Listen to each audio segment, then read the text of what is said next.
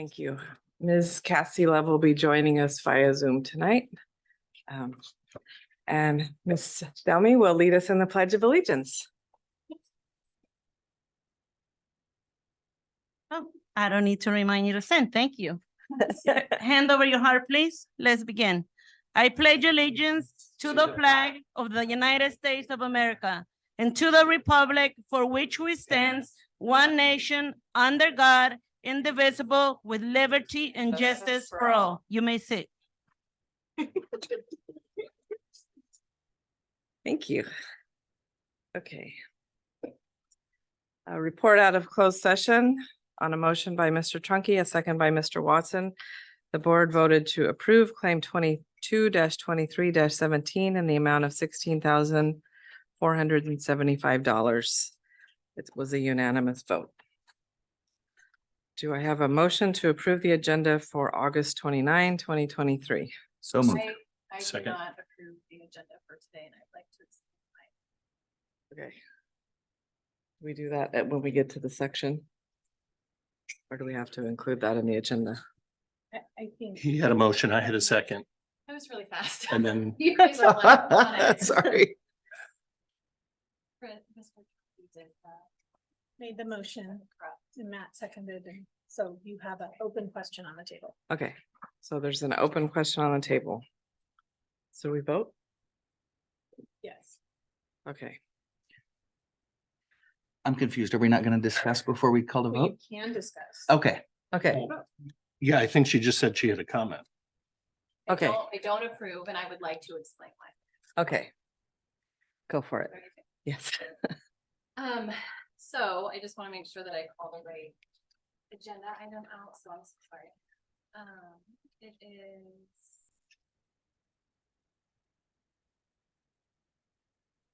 Oh, Mrs. Grease, is your mic on?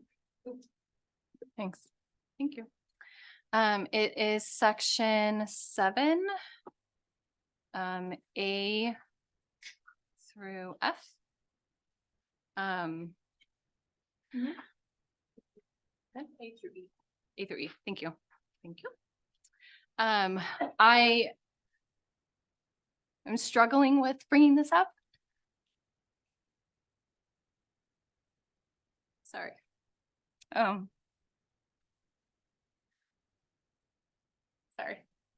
Do you want to take a break? No, Okay, I want the cabinet and I want the board to know that the reason why that I'm not approving what is on the agenda has nothing to do with performance, has nothing to do with the work that the teams are doing for the district. That has nothing to do with that. You guys do an amazing job day in, day out. Our numbers are increasing. We have really great programs in place. You guys do a tremendous job with communicating with the various teams. It has nothing to do with performance. Why I am doing this is all about policy and procedure. And someone reminded me that it is about the kids. It is about the kids and the parents and making sure that they succeed. And I'm doing this because I think kids and our students need to know that it is about communication. It is about ensuring that everyone understands what's at play and being part of a team and making sure that they feel like they can express differences of opinions and know that someone is actually listening. And again, it is about the policy and procedures of not having the appropriate conversations as a 5-member board. And that is why I'm not approving that item. Again, it has nothing to do with the district. Again, with Dr. Hawkins, she does an amazing job. Her team does an amazing job. It is about the policies and the procedures. So I have a procedural question then. Given that if we do approve the agenda as written, when we get to this item, can we take the action to table the item until there can be further discussion? I believe so, Mr. Trunky, or, Yes. okay, There would need to be a motion to table, Mhm. a second to table, and a majority vote. Okay. I'd like to motion to remove items 7A through E to be reviewed at a later time, but I would like to express just the urgency in doing so, so that we can make sure that this is reviewed and voted on in the near future. Okay, so the motion on the table is moved and seconded. I don't think it's been seconded. To remove these items? No, the original motion was Was- to approve. That was moved and seconded. Right. There's an amended motion. Okay, I'll second the amended motion to approve Okay. the agenda minus those 5 items.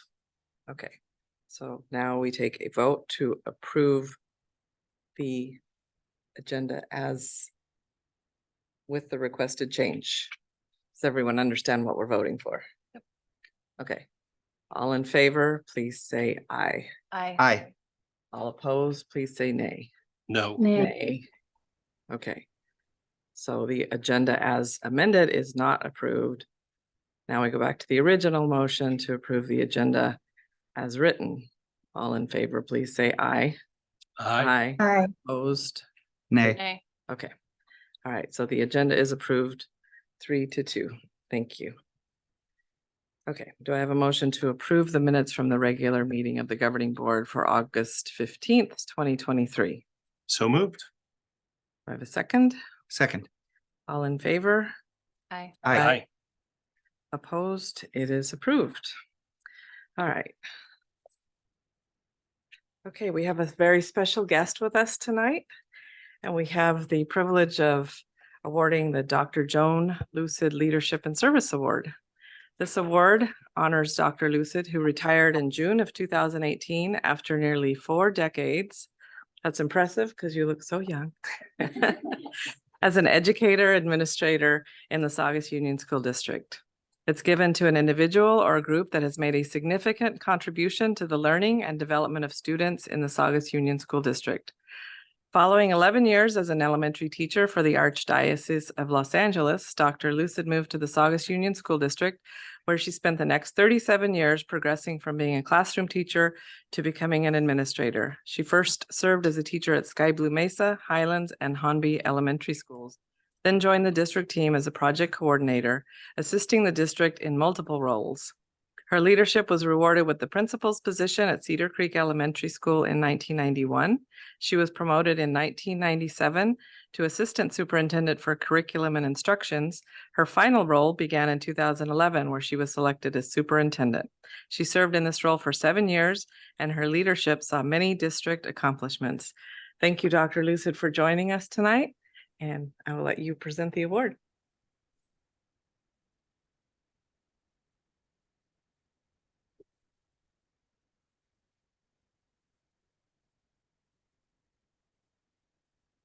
Production, a real walk down memory lane. Thank you so much.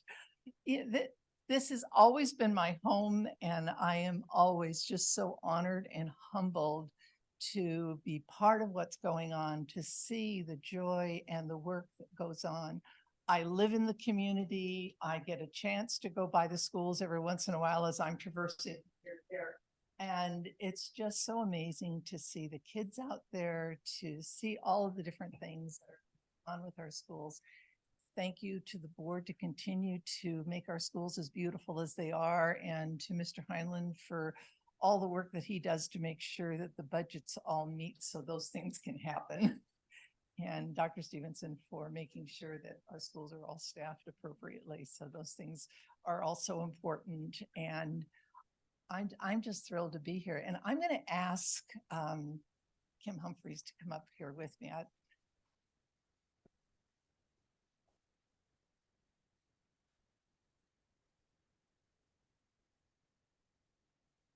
For me, leadership is always about the team.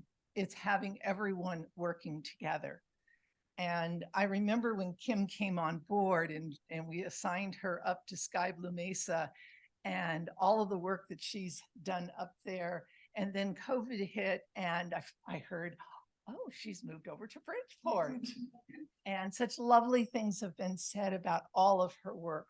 The fact that she's so kind and she's so compassionate and engaging and really wants everyone to feel like they are part of what's happening. Everyone is part of that team and is really invited in. And I know the kids love you and the work that you're doing, and it shows in so many ways. So thank you for your leadership and for the work that you do. And we're just, it's more and more to be able to recognize that work that's done. So thank you so much. And I guess.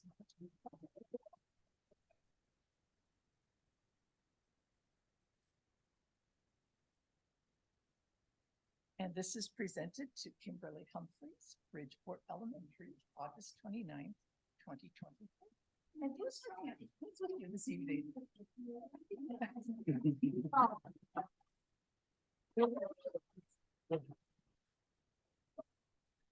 I know that we don't do this alone, that it's a family affair. As you can see, my family comes with me everywhere, so I'm sure I need to go. But thank you so much.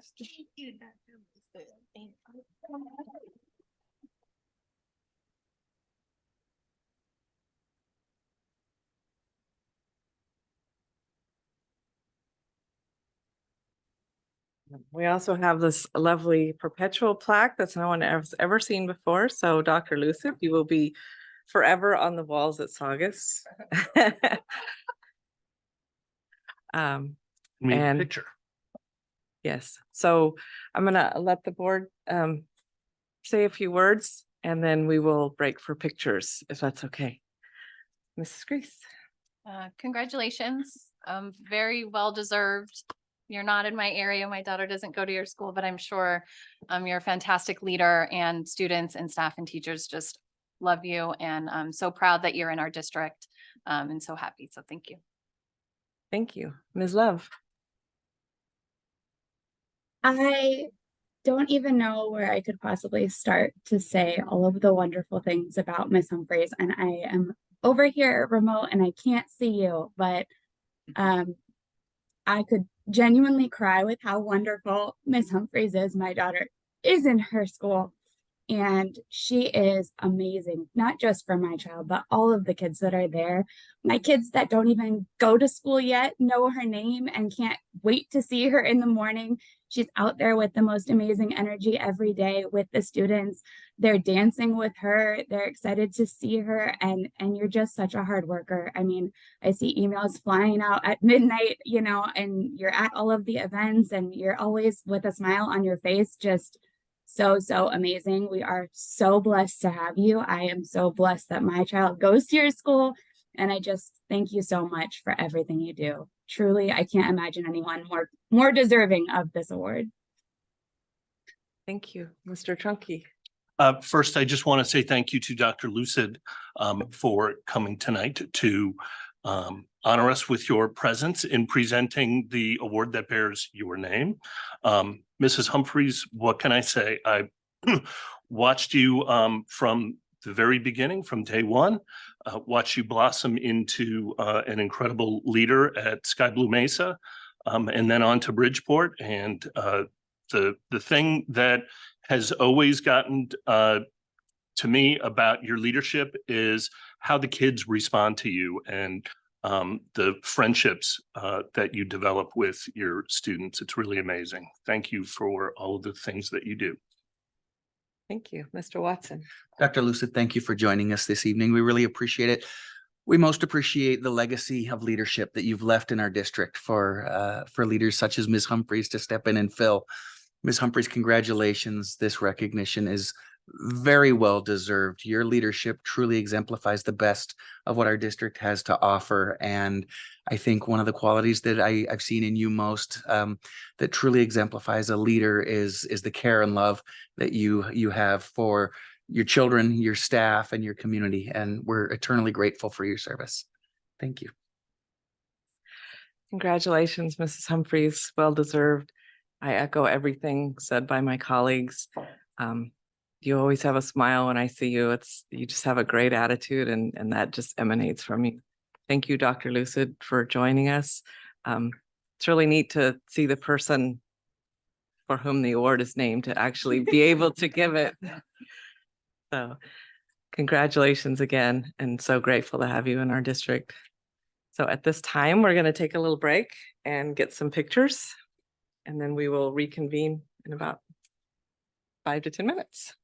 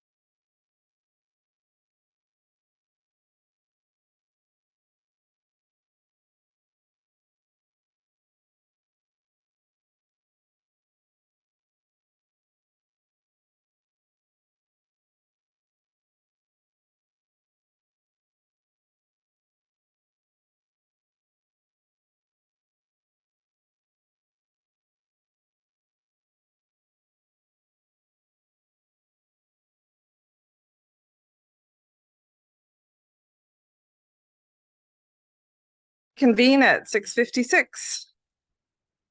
There are no advance written requests for.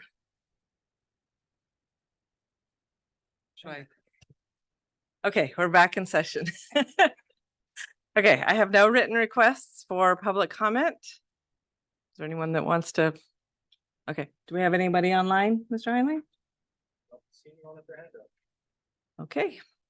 All right, well, since there is no public comment, I'm not going to read the public comment instructions, if that's okay. Okay, now we will hear from Dr. Carlene Shute of the Saugus Teachers Association.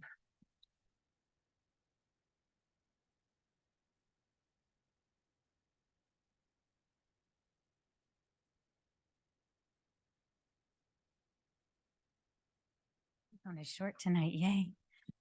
Good evening, Cabinet, Board, and community members. STA would like to acknowledge the hard work of Kim Humphreys receiving the Joan Lucid Leadership and Service Award. Congratulations.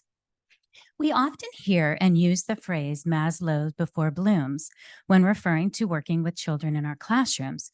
But according to Dr. Brad Johnson, teachers have a hierarchy of needs too. It begins with the foundation of feeling safe, having adequate resources, and proper work-life balance. It levels up to emotional connections, feeling valued, appreciated, respect, and affirmed. And finally, the top of the triangle focuses on maximizing potential, having flexibility, and gaining autonomy. We would like to discuss the teacher's hierarchy of needs and hope to shed some light on how our district can help better support us. Firstly, it is important to focus on overall school safety, procedures, drills, training, secured sites. We all pride ourselves on providing a safe and conducive environment for all children. But what can we do to make our schools more safe for teachers? Teachers need adequate resources in order to keep themselves and other students safe. Teachers need specific training and strategies for supporting students who display assaultive behavior within the classroom. We need to be offered training on behavior support for extreme behaviors. We have sought out clarity from the district on what to do when Tier 1 support from admin and social workers is not enough, and we will be communicating this to our members. The district and union together must open these lines of communication to each and every teacher who needs some level of support. Our union will be sharing the district's precise schema with step-by-step instructions in order to request the next level of support, whether it be from the PPS team or the school psychologist, so teachers know how to efficiently and effectively support all students to ensure school safety. We want all students to be successful, and we need more supports in place to help with de-escalation when a student becomes upset or comes to us with dysregulated behaviors. Teachers need support in achieving better work-life balance. Well, how can the district help us with this challenge? And at first glance, it seems so personal. We need the district to work closely with our union representatives to establish an official end of school day and provide extra duty pay to our teachers and staff members who stay beyond the contractual work hours to handle IEPs and adjunct duties. Teachers need time to connect with their colleagues and staff members to do the hard work of advocating for our students' needs. We ask that administrators reflect before writing each and every staff meeting agenda and consider if the meeting can be cut shorter, if some of the items could even be sent through email. Teachers want to maximize their effect on student learning and achievement. To do this, we need time. Creating a protected planning time for our teachers allows us to collaborate and handle the needs of all students. And if working together is a priority, and it should be, we need time to work together. So I'm pleased to report that the district and both of our unions, CSEA, STA, and the district, are working on a plan to do exactly this. Teachers need to be valued and empowered. We serve as educators, mediators, data analysts, behavior specialists, counselors, team players, school leaders, as well as parental role models. Teachers have huge loads of responsibility, including intervention, differentiation, engagement, goal setting, positive reinforcement, assessment, responding to emails, IEPs, PLCs, PDs, grading papers, establishing a class culture, building relationships, and more, and all the while providing effective instruction. We need our administration to assume best intentions when dealing with teachers and know they are the instructional experts that multitask to an unimaginable degree every day. One teacher has exemplified working together and making this a priority, and this is Jill Benz. She is a union site rep and a teacher at Highlands. When the school was vandalized one Sunday night in late July, Jill Benz took the lead. She reported to school and provided an accounting of the physical and emotional damage. She took the lead to assess what was needed despite the damage to her own room, her own desk, her own supplies, and her personal belongings. I would like to formally thank you, Jill Benz, for stepping up for Highlands and its teachers in an effort to make things right for the teachers and the students. You've absolutely demonstrated Maslow's before Bloom's. Thank you kindly.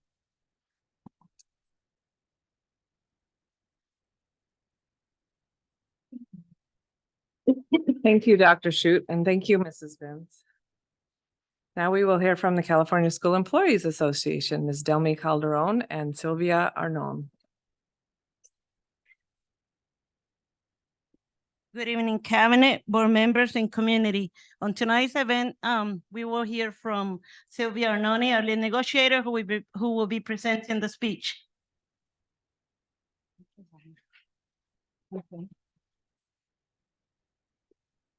I wanted to acknowledge Mrs. Humphreys. She's the principal at one of the schools I work at. She's wonderful, and we want to thank her for her service as well. She's great. Thank you. Good evening, Cabinet, board members, and community. My name is Sylvia Arnone, and I am the CSEA Union Chapter 112 lead negotiator. A new school year has begun, and our classified employees are happy to return to our wonderful students. A shout out goes to all of our classified employees that worked over the summer. Thank you for your hard work and dedication. Our classified employees are a core value to our district. Their commitment makes a big difference in our everyday at school. We have brought to the administration's attention the hardship that our school campus supervisors are enduring during their split shifts while continuing to service our students. I have often visited the 15 schools throughout our district. Each time I enter the school staff rooms, I find many campus supervisors sitting there, unpaid, while waiting to continue their shifts. Campus supervisors should be paid for the entirety of the time that they are at school to cover supervision for our students. Our campus supervisors are individuals who love their jobs and are dedicated to our students. We want them to know that we are grateful for what they do. Our schools could not operate without them. We acknowledge and appreciate that the district is proposing possible solutions. They are taking action to rectify this unfair split shift and to allow our campus supervisors a continuous shift equal to all the other positions within our district. The administration will be meeting with our campus supervisors and CSEA representatives to discuss and finalize the details. We are excited and grateful and look forward to granting our hardworking campus supervisors a continuous shift. Thank you to the district and thank you to Dr. Stevenson for collaborating with us at our many meet and confers. Thank you. And thank you to all of our classified employees here tonight who have come to show their support, acknowledging and reminding us all that together we can achieve more. Thank you.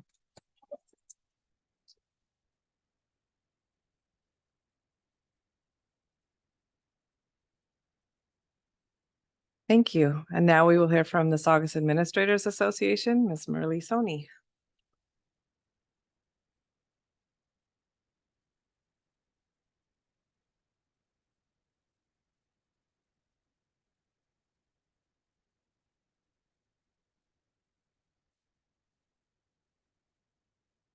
Good evening, board members and cabinet. My name is Merle Soni, and I'm the proud principal at Cedar Creek Elementary. It is my pleasure to deliver this message on behalf of the Saugus Administrators Association. First and foremost, I too would like to congratulate our colleague, Kimberly Humphreys, for receiving the Dr. Joan Lucid Leadership and Service Award. As we all agree, it was very well deserved. This school year, one of our goals is parent and family engagement. We know the profound impact parent engagement has on the success of our students and the growth of our educational community. As we work together to shape the future of our schools, it is important that we recognize the essential role parents play in this endeavor.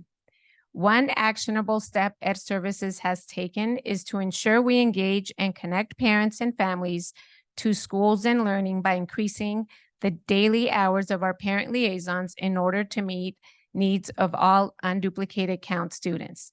This also allows our parent liaisons to reach out to parents and families to connect them to school and work with them on how to get involved and become a stronger educational partner. Ed Services will be offering workshops to provide iReady and Parent Square training, as well as other district resources. Our Title I schools will be offering the Project to Inspire program again this year. Project to Inspire is a great way to develop the leadership skills of parents. This program helps parents guide the academic success of their children at home and at school. It strengthens the partnership between parents, families, school, and the community. Parent engagement is a collaborative effort that involves building a strong partnership between parents, teachers, and administrators. We kicked off the school year with a variety of activities at our different schools. At Bridgeport, Mrs. Humphreys prepared a wonderful coffee with the principal the second week of school. In her presentation, she shared data with families. Assistant Principal Mrs. Stanley proudly shared that parent volunteers are already active on campus at Bridgeport, which is great to see so early in the school year. At Cedar Creek, we had our annual PTA family picnic at Back to School night, as well as our first coffee with the principal. 2 of our parent liaisons were in attendance and shared that what their role is and how they can be of service. At Helmers, this school year, each grade level is providing a parent engagement night with information about how families can support the standards at home. Parents asked teachers to teach them more about how to help their students, and teachers have answered. They already had their first parent engagement night, and it was a success. Childcare was provided for school-aged children during the event. At Highlands, they had donuts with grown-ups last Friday. Mountain View had their first pastries with the principal meeting with over 40 parents in attendance to listen to an overview of MTSS. Furthermore, their special needs committee had their first meeting with great parent attendance and support from the student support team. And finally, their PTA has many family activities planned, including a family splash at the Aquatic Center. Tesoro has monthly coffee with the principal meetings in which they welcome families to connect and for discussion. They too already have volunteers scheduled into classrooms, and their teachers are receiving much needed help with tasks such as copying and working in small groups with students.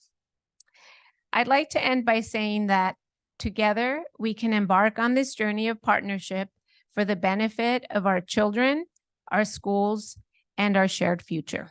Thank you. Thank you. Now I will hand it over to Mrs. Jenny Hill. Thank you, Mrs. Soni. Good evening, board members and cabinet. My name is Jenny Hill, and I am the PTA Vice President of Ways and Means at Cedar Creek Elementary. I would like to share with you what we're working on at Cedar Creek.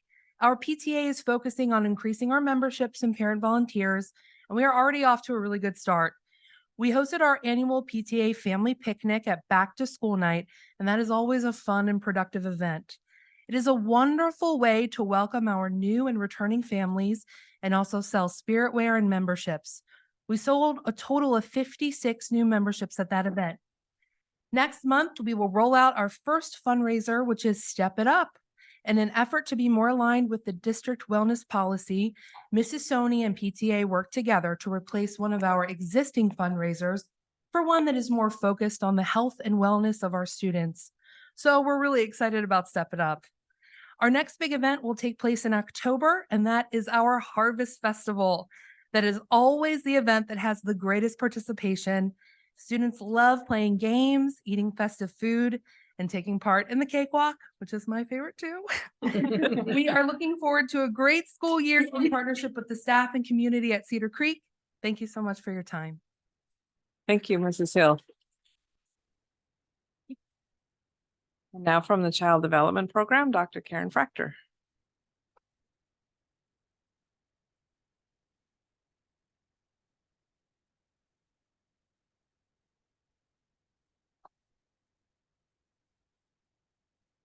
Good evening, board members, cabinet, and community members. My name is Karen Frachter, and I'm speaking tonight on behalf of our Child Development Program. We want to send a sincere congratulations to Mrs. Humphreys on her recognition as a Dr. Joan Lucid Leadership and Service Award recipient. We genuinely appreciate all that our site leaders do on a daily basis to collaborate with us and support our students both during the school day and after school. And Mrs. Humphreys is an excellent example of that. So from all of us at CDP, we are so proud of you and feel you are very deserving of this award. As the school year has started, we have been very busy keeping our students engaged and curious in the after-school hours. Students have been busy getting to know one another, making new friends, and enjoying getting the chance to be creative. This hot weather hasn't stopped our staff from providing fun activities for our students. Our activity leaders and assistant site supervisors have been busy with our students building large Lego creations, playing indoor golf, and creating fun obstacle courses using hula hoops, cones, and hurdles. When Diana Gonzalez and I reached out today to ask our staff some stories that they've seen in CDP, we had a huge response of many site leaders sharing quotes about students not wanting to go home and begging their parents to stay longer. This is why we do what we do. As for our youngest students within our state preschool program, we have over 60 students who started with us 2 weeks ago. Our 3- and 4-year-olds are already getting their daily routine down. Our preschool instructors shared that they are witnessing new friendships being formed outside of the classroom during their playtime. And in case you were wondering, the home center seems to be the most popular area to play in these days. Our students are working on tracing their first names, sorting colors, and talking about what it means to be a good friend. All of this in just 2 weeks. Thank you again for all of your support of our program and have a wonderful evening. Thank you, Dr. Thacker. Now we'll hear from the cabinet, Ms. Berry. Hi, good evening. I would like to start off by saying congratulations to Kim Humphreys for her recognition, the Dr. Joan Lucid Award. I was fortunate enough to be able to spend a couple hours today with Ms. Humphreys and her entire staff of Bridgeport and our second round of our California Integrated Support Program, California ISP grant. It's a great staff, really engaging and the conversations. To say about Kim, she always greets you like you're a long lost friend with a cheery smile and a big hug. And I always look forward to that. I don't know if she ever has a bad day. She left already, but I don't think so. Congratulations, well deserved. In student support services, we've been off to a smooth start, knock on wood. I've been able to go around to school sites and being a part of, I've seen a couple different sites that I've actually got to be a part of, teaching kids the expectations, the routines, going through how to play on the playground, how to, I think at Plum Canyon, how to line up, how to leave. And that was really great. The 6th graders were very engaged in that. And along with being part of some of the social emotional learning lessons in the classroom that I get pulled into. So we're off to a good start. And I want to thank everybody, administration, teachers, parents for real their efforts to make sure this school year is off to a great start and getting your kids to school. With that, I'll pass it to Dr. Stevenson. Thank you. Dr. All right, Stevenson. good evening. Congratulations to Kim. I love working with her. She's an amazing principal and the recognition is well deserved. Other than that, we're still working on staffing and I really have nothing else to report this evening. Thank you, Mr. Heinlein. Again, congratulations to Kim. We've been very busy in the financial side of the house. We closed the books for 22-23 this past week. And then I hope I don't steal your thunder, but we got our letter approving our LCAP and our budget for the current year. So we were happy to receive that. On the facility side of the house, I'm going to save all of my breath for my presentation. Thank you, Dr. Hawkins.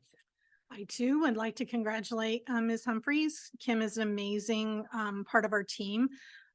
We are so blessed to have her and the award is well deserved. It was lovely to see Joan tonight. It's 6 years since Joan turned the reins over to me with the support of the board, and she is truly the definition of grace and support. She's always there if I need some advice, but she also really is there to support the work that we're doing in the district now and is very proud of the pieces that she's been part of as well as the future of the district. And so that's a true leader and someone with a lot of grace. So it was lovely to see her tonight. And Mr. Heinlein and I are having lunch with her tomorrow, so we're kind of excited about that. And then I will save the rest of my report because I have a report. Thank you. Board reports, Mrs. Grace. Nothing for me. Ms. Love. We can't hear She's you. muted. Sorry about that. I don't have much. I just want to say thank you to my fellow board members in the cabinet for accommodating me. I know I missed the last meeting and I'm remote at the last minute tonight, as you all know, but I'll share with the community. My son is having some medical issues, and so I really appreciate the support and being able to attend virtually tonight. Since I missed the last meeting, I would like to say that I was able to go to some back to school and really enjoyed that and seeing the buzz on campus. I think the school year has started out great. I've heard some wonderful things from the community and seen some really responsiveness from the cabinet and the superintendent when parents had some questions or needed information, especially new parents coming into the district. And so it was good to see just everyone working together and working seamlessly to get everyone what they needed when they needed it. And that's it. And congratulations again to Ms. Humphreys, because we just love you. But that's it for me. Thank you, Mr. Drunky. I'll be very short tonight. Kim, congratulations again. Well deserved. And other than that, just an early happy birthday to our superintendent. She has one coming Our up. superintendent is getting very old. That's it for me. Mr. Watson. Hopefully that means she didn't hear you say that. Good evening. Thank you all for being here. One more time, congratulations to Ms. Humphreys. Very well deserved. Ms. Love, very glad that you're able to join us this evening. We hope that your son is well soon and you're able to join us back here at the dais. I am very grateful for all the different things going on in the district. It's good to hear that the school year is getting off very smoothly. Again, knock on wood, but very grateful for all the different things going on. We've got some big presentations that we're looking forward to this evening. And so I will leave it at that. Thank you. I want to thank Dr. Hawkins and Mrs. Bella Karodny for spending time with me at Helmer's yesterday, showing me around, and I look forward to the presentation tonight.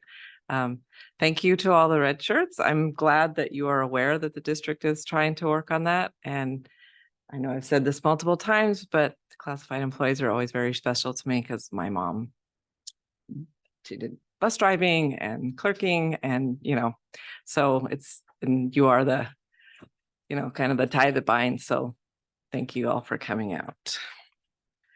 And now we will move on to the consent calendar. Do I have a motion to approve? Wait, does anyone need to remove anything from the consent calendar? No. Okay, do I have a motion to approve the consent calendar as written? So moved. Second. All in favor of approving the consent calendar? Aye. Opposed? It is approved. Okay. Okay, all right. Now a moment that we have very much been looking forward to. Our superintendent has a presentation regarding her student listening sessions. All right. Well, thank you to the board and to all the folks at home who are watching, but most importantly, thank you to the kids who participated. We've sort of held on this presentation. My listening sessions were in the spring, and I'm going to take you through tonight what are our children and the words that are around them. And I think it's really important to understand that our children hear everything, they see everything. I know we say that a lot, but it really is making a difference. And this activity was very important to me as a leader based on a lot of things. So next slide. So oftentimes as a superintendent, you'll see us do reports to the community because of things that will maybe happen in the community and we need to react to them. That was not the case for these listening sessions, but there are things happening in our general overall community, bigger than Saugus, bigger than even Santa Clarita, that contributed to me doing these sessions and thinking about these sessions. They had to do with things where we were hearing in the news about racial slurs that were left on Post-it notes on kids' desks or under their chairs. in elementary schools, in middle schools. We had been hearing things about song lyrics and how, well, it's a song lyric, it's not kids doing it. We've been all dealing with social media and the variety of ways that goes through. And as I would drive to work, I live over on the far east side of town. So as I drive through, I have a lot of time to sort of think as I come over here.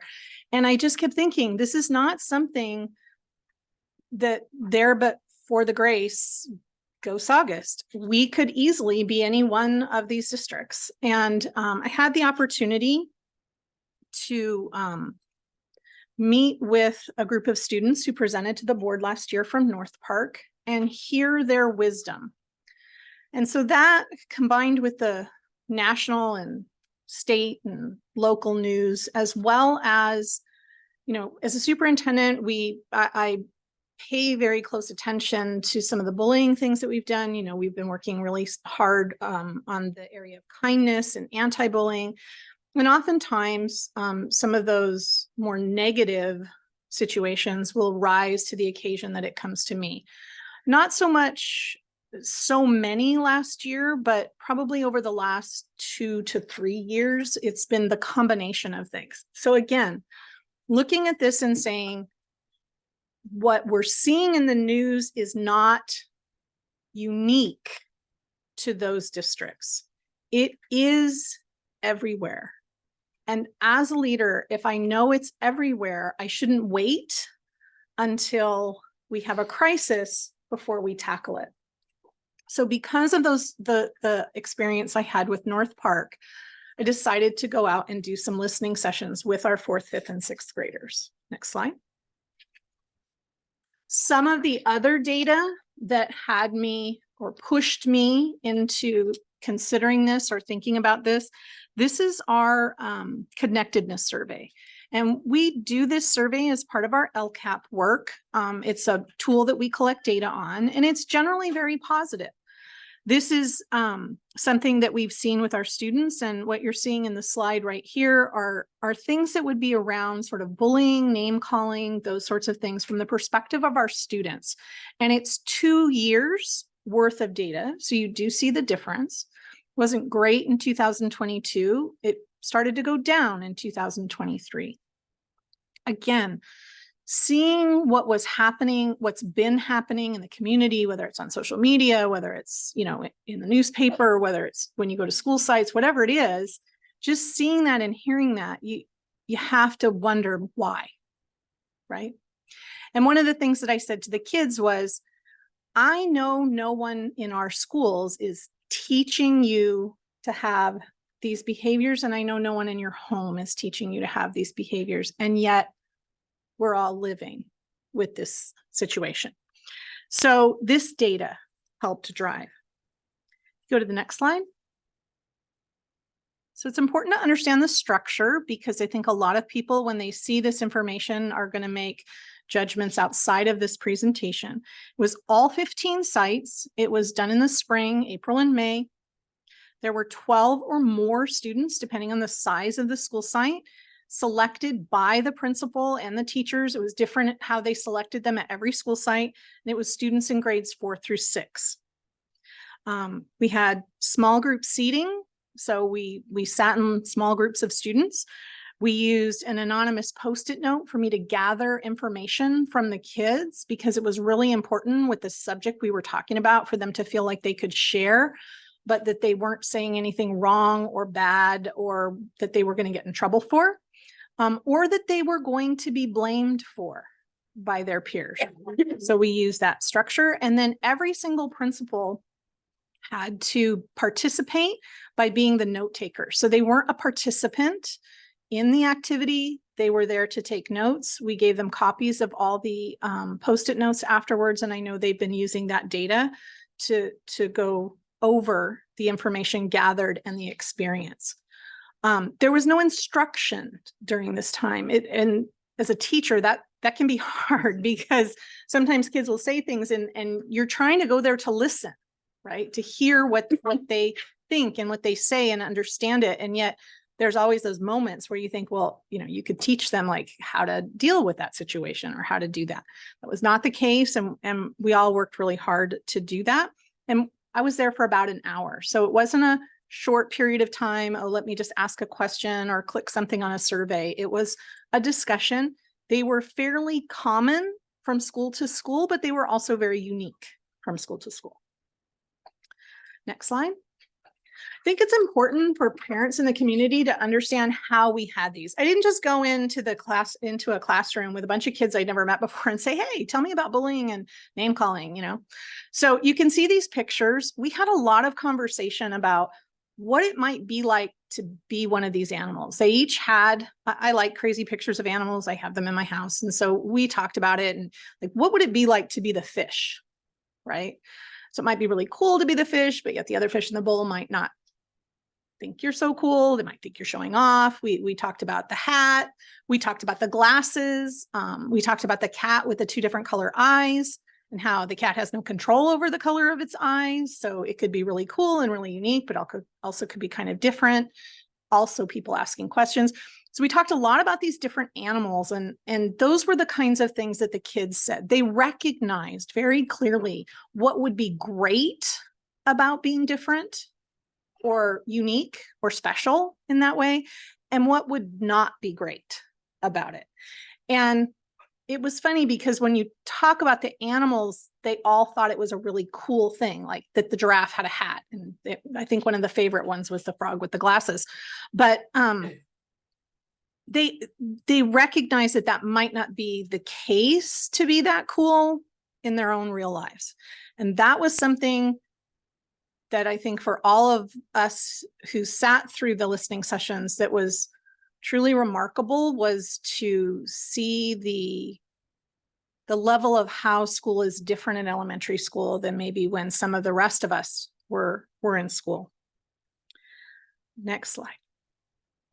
Now, this is an important slide, and I've got to give it some context. I talked with some people about this slide. Thank you, Mrs. Grease. Thank you, Mrs. Cooper, for your advice and your mentorship. I show this slide not because I want to show profane words. I show this slide because these are the words. So this word cloud comes from the hundreds of Post-it notes that I collected where the kids wrote the words, whether they used asterisks, and they were told that they could use asterisks or dashes or X's or something to represent letters, or they could just write out the word. And this was the one time they weren't going to get in trouble for it. I don't know who wrote what, but there's everything on there. And the size of the word is dependent on the number of times kids told us that they said it. Now, I debated long and hard, and I see Mr. Smith's here from the Signal. And so this should be fun as to whether or not to put these words into this slide, because what I don't want is for people to go, oh my gosh, there's all these words are being said in Saugus Union School District. I guarantee you would see a word cloud like this in any school district across the state and across the nation. We're just being brave enough to tell you that it's being said. And the kids were brave enough to tell us that these are the words that they get called. These are the words that they hear. These are the words they feel forced to say or that they say to fit in. And we talked about the fact that if I put asterisks in it, it really took away the power of the word. So there were a couple words that I didn't include the whole full spelling, but you can see the size and the scope. It's really important to understand that our kids are hearing these words all the time. They're hearing them at school. Nobody's teaching them at school. They're not saying them to adults or necessarily even in front of adults, but the constant assault on them is real. And so the one thing that I took away from it was that idea of that assault on them being real, because they're only 9 or 10, or in some cases 6 or 7. And these are the kinds of words they hear over and over and over again. So this will be posted forever and always with the Saugus logo attached to it. And I wasn't really comfortable with it, but I do thank you guys for your support in making that decision, because I've tried to sort of soften speech when I'm talking with parents sometimes. and with the community. And I think then people don't get exactly how serious it is. And I think when we actually use the word that a 9-year-old is hearing, they heard it from somewhere, and saying to each other all the time, sometimes they think it's jokes, sometimes they don't, but there's everything up there that you could ever imagine, from racial slurs to, LGBTQ epithets to religious epithets to gender-based comments to just profanity. Next slide. So I asked the kids, where are you hearing this? And I'm sure, and I've talked to a lot of parents on the phone, and I'm going to hold some additional meetings, but a lot of the kids said from older siblings. And when I say family members, they were not reporting on their parents or anything like that. They were talking about like cousins, younger uncles or aunts. You know how sometimes some of us have big families, and so our kids might have uncles and aunts that are roughly the same age. They were hearing it from there. Friends at school, huge place that they hear it. YouTube videos. Now I'm going to go on and talk about social media, movies, TV, community or society when they're out in public, or they're out, at a baseball game or at a community event or at the mall or wherever. The interesting piece was they told me social media. So I asked them, raise your hand. How many of you have social media? They would put their hand down. Nobody admitted. They all said, nope, my parents don't let me have social media. I said, well, how could you learn it off of social media if none of you have social media, right? And the principals are in the back, so they're shaking their heads because they know those were the questions. And what they shared with me is there are some of their peers that have social media, that most of them have access to YouTube. And then they started talking about the rabbit hole they get pulled into from the kinds of things that YouTube shares. Now, I'm not here to talk bad about YouTube or anything like that, but when you think about it, your web browser knows everything that everybody in the family has been on. If the cache isn't cleared properly, there are things that come up. It's always thinking. Google's always thinking. It's always looking. That's why you see that skirt that you looked at one time and it just haunts you till you buy it, right? It's the same thing for the kids. And so they see these things over and over again. Sometimes we're trying to let them be part of what they say their peers are being part of, right? And so then we give them access to these things, but they're tempted because they're children. I mean, if you stop as adults and think of all of the things that you might have done wrong that you were told you couldn't do, right? And that if you could kind of get away with it as a kid, you would.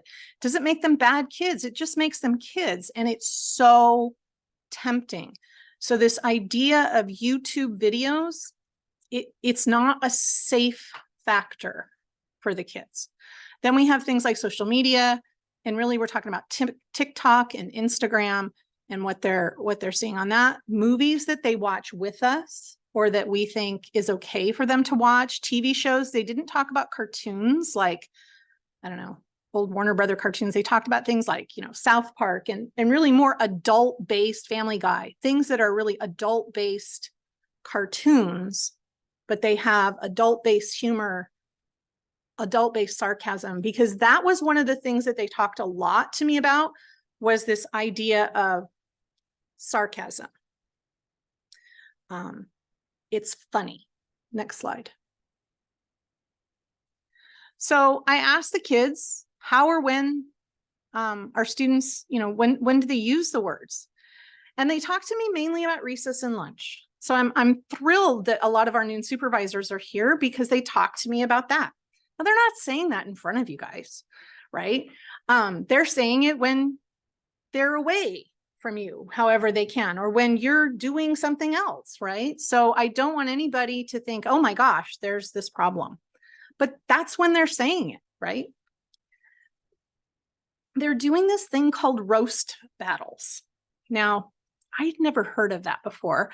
I'm old enough to remember when we used to do roasts on TV in the 70s, and major movie stars and athletes would come and they would roast or make jokes about people, which I get it can be harsh and I understand that. But right now what they're talking about with their roast battles is where they're watching two children, two teenagers, sometimes a parent, a mother and a daughter, a mother and a son and a son on TikTok or Insta or whatever it is. And they're having basically put down battles.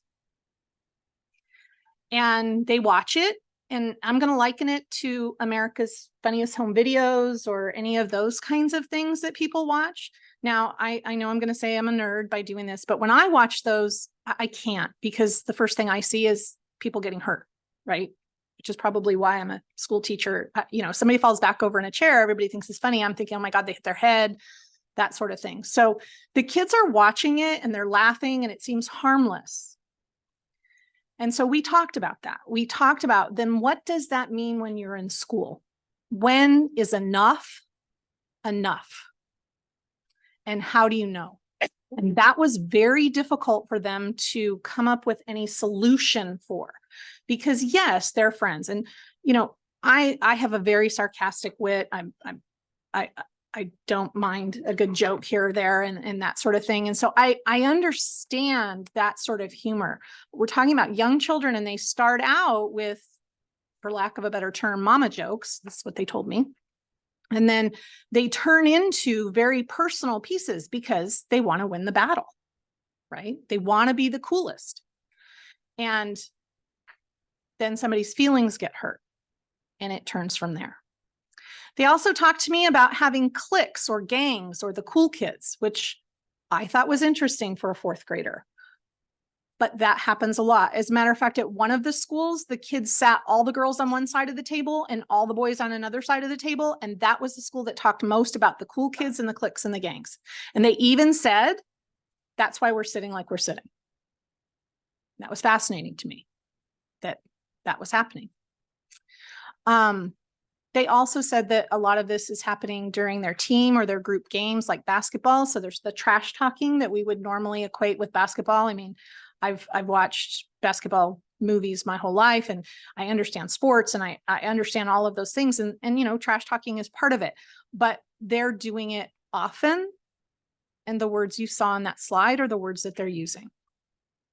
So they're using that profanity. They're using those racial slurs. They're calling each other those names over and over and over again.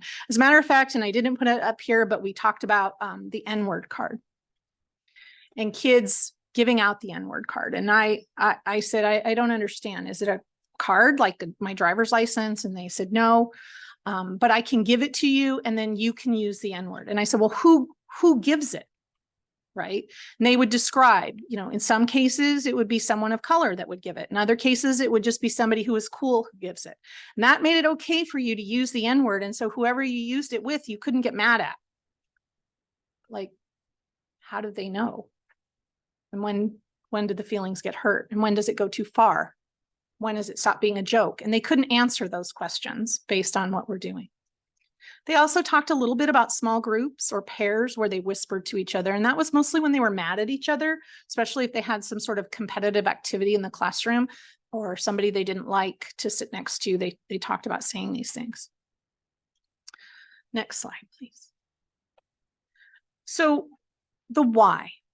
And I think this part is really hugely important because we're talking about kids. And so, you know, I'm not here to say that we're going to fix this and we're going to remove it and we're going to be able to take name calling and those sorts of things out of our society.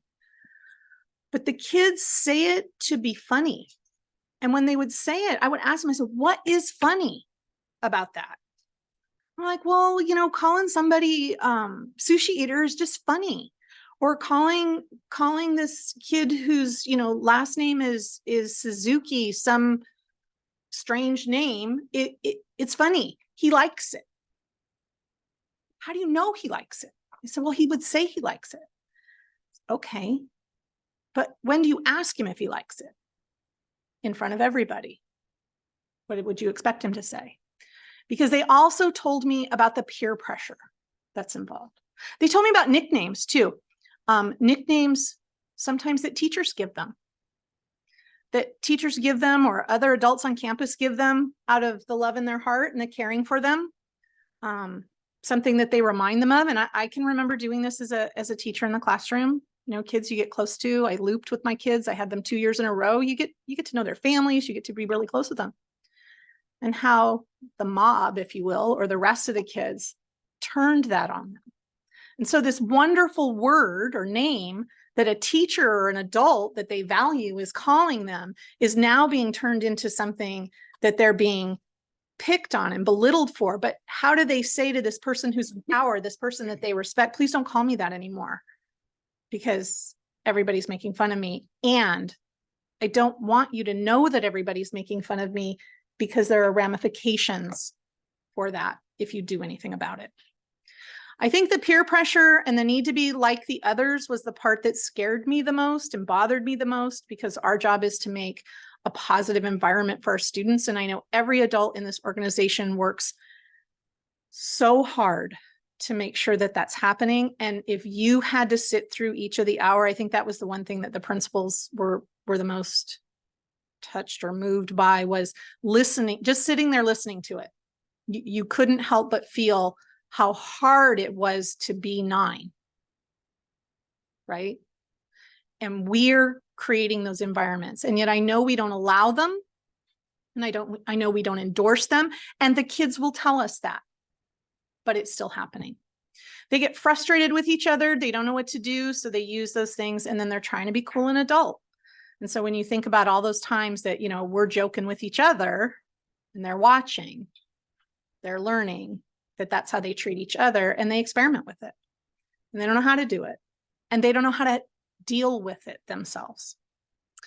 Next slide. So this is what our kids told us we could do. We could listen to them when they tell an adult and take action. Probably the number one thing they said was, we try to tell somebody, when we get brave enough to tell somebody, nothing happens. Now, that's not an indictment of our school strategies or anything like that.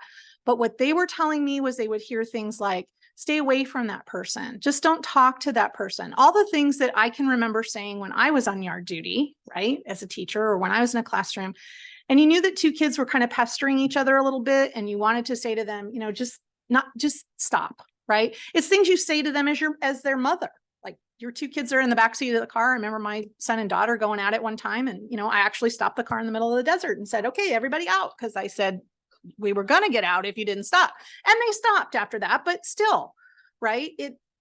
It's that same thing. But to the kids, we're just brushing it aside. And I hadn't really realized it in that way until you listen to them talk about it, and how they're trying to do what we ask and expect them to do, but we're not hearing them because we're too busy, and they're just kids, and it seems pesky. We need to move on. They said they wanted us to develop a way that we could report anonymously so they won't get picked on by their friends and other students. We had a lot of conversation about that. I said, okay, so you want us, number one thing, you want to know we did something because we heard you. But you don't want anybody to know it's you that was involved in it. How exactly do we investigate if we can't talk to anybody involved because we don't know who's involved? We just know that someone said, I'll pick on Mr. Heinlein. Someone said Mr. Heinlein called Mrs. Cooper a name. I don't know who said it. I don't know where they said it. I don't know when they said it. So what do I do with Mr. Heinlein? And maybe he doesn't even remember he called Mrs. Cooper a name. So he says, no, I didn't. Now what do we do? The kids got that. And so they're trying in their sort of leadership groups, they're trying to figure out ways they can sort of split that down the middle, where they can have some anonymity, but they also can allow adults to better investigate. They talk to us about supervision in remote areas of the playground and more. So they know where they can go, where we're not, and still be okay on the playground, right? And they go there. far out into the field, away from the trees, where we're busy working on the play structures and things like that. And when they get into these roast battles and they're in a circled group, we don't know what they're saying because we're too far away from them. But most importantly, what they said is they don't have any structured time. They just hang out there. And we know that when 30 kids hang out somewhere together, probably not going to have the most positive interaction sometimes. So they told us, they said, if we had things to do at recess, not just games like tetherball and things like that, if we had actual activities and things that we could all do, not just sports, but maybe if it's, board games or different things like that, that would be better for us. So and a lot of the parents that I talked to also mentioned that. They wanted punishment for kids, which I thought was interesting. But they thought the best punishment was if their parents knew that they had done it or that they had been involved. They felt a lot that their parents didn't know. And a lot of times when I asked them, I said, what would happen if, would you use a word like that in front of your grandmother at dinner or your mom at dinner? No, I can't use words like that, Dr. Hawkins, I get in trouble. Okay, so why can you use them at school? Well, because I need to be cool and I need to fit in and they'll think I'm this and I'll think I'm that. And so that was one of the things they said that, while there could be punishment, that would probably be the worst punishment is them needing to call home and tell their parent that they called someone, not a sugar-coated version of the word, the actual word, whatever it was. Like they were going to say it without the asterisk, which I was kind of like, wow, okay. That could be controversial, but maybe that's what we need to do. They also said, I thought this was really interesting. They really like their social emotional learning lessons because it's talking about them and really building up their self-esteem and interest, but we didn't have it. We don't really have any lessons on how to respond to the name calling and the bullying. They don't have those tools. And so could we look at that, even if it was just once a week or once a month, giving them the tools in these scenarios for how to deal with the peer pressure and the situation where somebody's calling me a name and I tell them to stop. Because a lot of them have said that they try to tell people to stop and then they get picked on worse. Or they tell our wonderful noon supervisors who are out on the yard. And then what happens is that person doesn't get even their friends get even for it. And so it started me thinking like there's this fear happening, this constant fear of retribution. So I'm just going to stay small, even though I'm miserable, so that I don't get picked on more. Next slide. This slide was important. We need to listen to our kids. I think, but I don't think there's a adult in this organization or a parent at home that doesn't believe that, but we need to listen to them, really listen to them so that they feel understood and it provides a connection to make them more likely to talk to us again. And that's been one of the really cool things with school starting again. I've been out at the school sites and many of the kids who were 4th and 5th graders are now 5th and 6th graders and they see me and they're like, hey, Dr. Hawkins, we had this conversation and I asked them, how's it going? Have you guys come up with your solution yet for how you wanted to handle the reporting? And, some of them would say yes. And some would say, no, it's just the start of the school year. But they're thinking and they're feeling that validation from someone coming out and talking with them about it, not judging it, not saying, oh, you can't say that word. I really, I didn't want to hear all of those words, but I needed to hear the words. I needed to know what was being said by our children and what they were hearing. Next slide. So the point of this was not to come and tell you the challenge and then say, oh, well, I've got the magic pill or the magic task that's just going to fix it all. Because if I had that, I wouldn't have needed to do the listening sessions. We could have just implemented it. But we have been talking, and I know that each site has been talking, and these are some of the things that we're doing. This is not a one and done activity. This is something that we're going to be doing for a while because our goal is to make it better at the schools I am not foolish enough to believe that we can eliminate it because I can't eliminate it from the society. I don't have control over that. I don't have control over what the kids watch on their videos or what they do, but we do have control over some of the things that they experience in a school, how we use our adult sarcasm or joking, to make sure that we're modeling what we expect them to do, because they will try it out, but they often don't know how or when to stop, right? Or how or when to make it soft, like maybe an adult does. So we emphasized building relationships again this year in school community. We really emphasized it strongly this year. And I think the principals would tell you, we have seen a lot fewer student behaviors. We really took the 10 days and we're continuing to take those. And the anecdotal comments that I got from teachers when I would go in is the kids tell us this is their favorite time of the day. And I know we really included all of our classified staff, but specifically those of you in your red shirts tonight, we asked you guys to really work on those relationships with everybody and expectations and all of that as well. We're putting in new lessons on kindness. So rather than just have it be the Great Kindness Challenge 1 week out of the year, we're doing it every week. And responding to the bullying piece. So how to respond to somebody calling you a name or doing something like that. And so we've been working on those. We've already brought in passed the contract, and we're in the process of bringing in Playworks for our noon supervisors. One of the things that the kids told us was they would like the noon supervisors to be more actively involved with them. And sometimes when they would say to me, well, we struggle with like whether or not anybody's doing anything. And I said, well, why? And they said, well, maybe they just need to understand more what to do. And I thought, well, I think you guys said it the best. A 3.5 hour split shift employee makes it hard to do a lot of training, and make sure that you guys are as prepared as you need to be and feel part of the organization. And so we're bringing in Playworks to have the coaches. Again, you guys are doing an outstanding job. I was out at Helmer's yesterday in the heat. Blessings on all of you. I was also noticing some of your lovely tans. Some of you have because you're outside so much. They asked us to structure recess and play, and that's why you've been seeing your principals asking you to structure the recess and play with the boards around the campus and the stations, and really not allowing for just sort of a hanging out kind of time where some of those roast battles and things would happen. We expanded our social worker staff this year so that every school has one, so that we can do some more mental health training and some more work in the classrooms.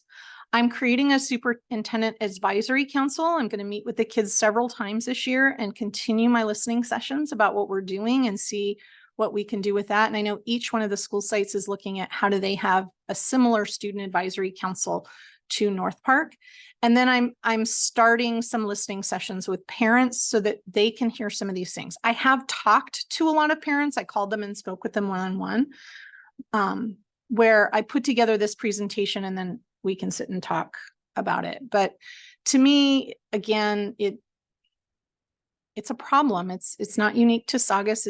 It is what our world is like now. And if we're going to move forward as an organization and help have the highest learning possible, we need to help the kids feel safe and comfortable. And it's not about just locks on doors and those sorts of things. It's about every day feeling like they can be who they are, and they're not going to get picked on or poked at or whatever for it. So questions, I think, is the next slide.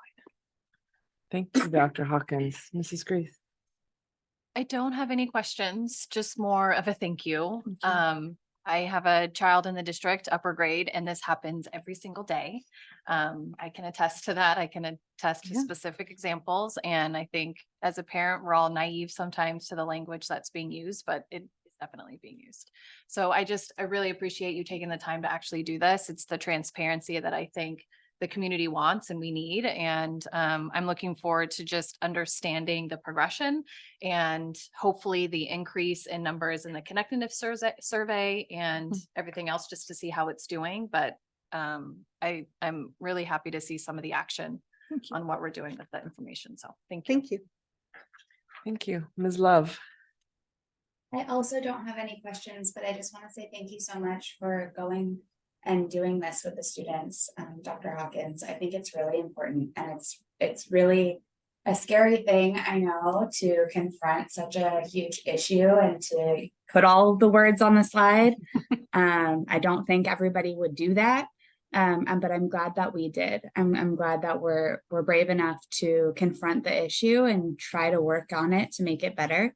And so I commend you, and I thank you so much for doing that. And I hope we maybe consider following up and doing it again to see how it's going. But thank you. Thank you. Thank you, Mr. Chunky. Thank you, Dr. Hawkins. I don't have any questions. My comment really is just, it's great to see when you talk about things that are going to be done to have this sort of follow-up stuff. I know this is something that is probably very difficult to measure with most of the stuff that we normally do. Yeah. And so with the advisory council, the listening session with parents, there'll be a lot more opportunity to sort of see how things are going with all of the things that we're doing to try and improve the situation a little bit. Thank you. Thank you. Thank you, Mr. Watson. Like my colleagues, I don't have any questions, but I do have some comments. Just kudos to you for doing these listening sessions. I think oftentimes we underestimate what our kids are capable of, especially cognitively. They know and understand so much more than we often give them credit for. And I think you saw that as the result of your listening sessions.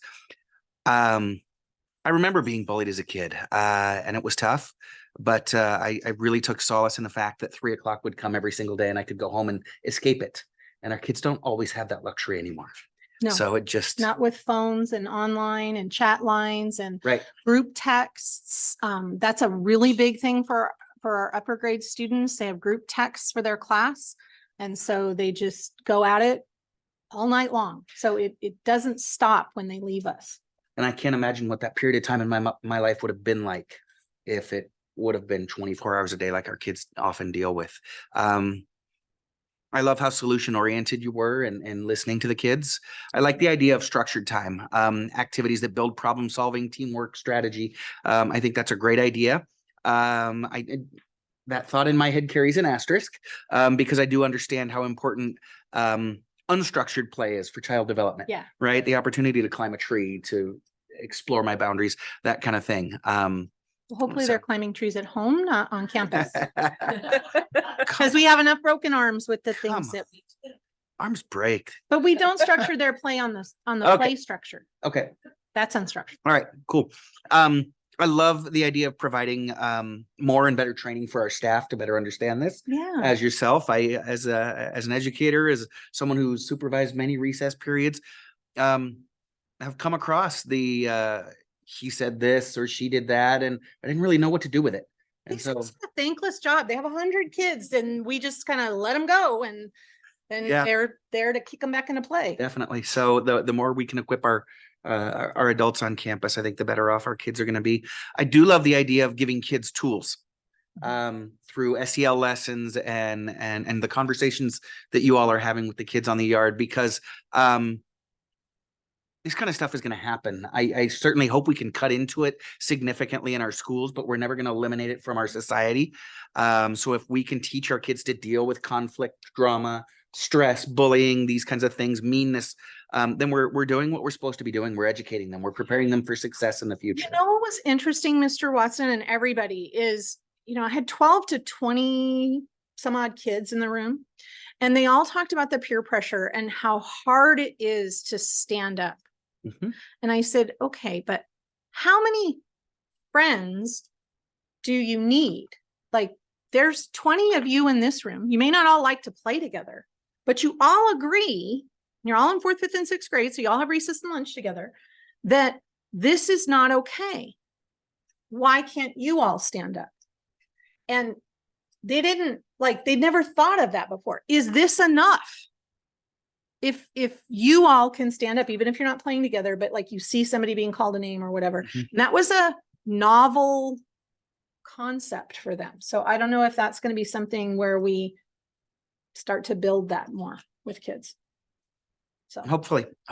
What I would just encourage you to do, and I think this is the plan, is to keep this up, keep listening, keep talking to the kids and building relationship and culture on our campuses. Not just you, obviously, No. all of us.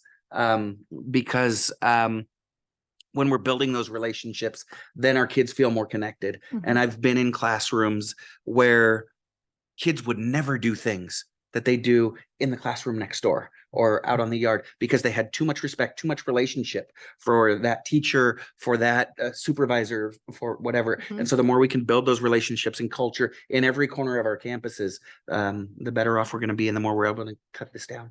So thank you so much. thank you. Thank you, Mr. Watson. I just want to echo my colleagues, and I especially appreciate Mr. Watson's comment about the structured versus unstructured play, because We need both. I thought, play is important. I want to thank you for taking the time and listening to the kids, going straight to the source. It's the only way we're going to fix it, because they're the ones doing the talking and they're not sharing it in a way that any adult would see on the regular until, they get home or it's really bad or it's really hard. And then it's too late. Clearly, you've built some trust with these kids. That's the Oh, they're so fun. I wear my jeans and my tennis shoes and we talk about the animals. So that was fun. Nice. Thank you. Okay, now we have our Saugus district data presentation. Mr. Heinlein. So while Mrs. Mann and Dr. Fractor come up to do this presentation, I know Mr. Clement is out of town on his vacation. We're really excited to share our preliminary data of where we are as a district. We regularly do a data dive with all of the schools in the school district, and we're looking to sort of reschedule that one.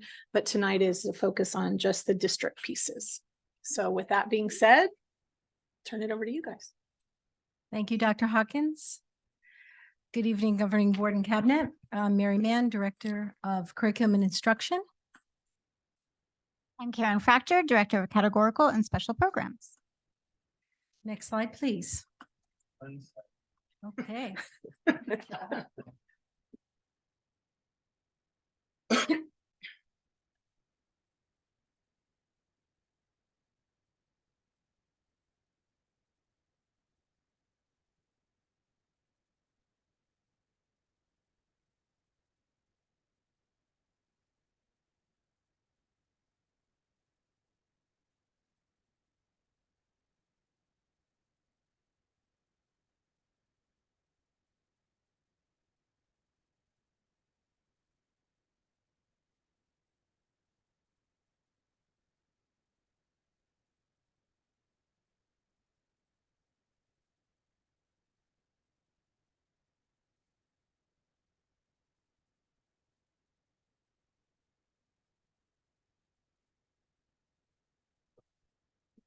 Okay, next slide, please.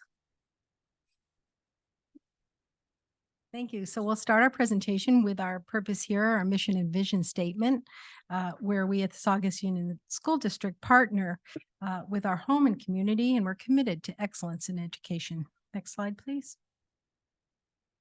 So as you can see, this is our demographic data.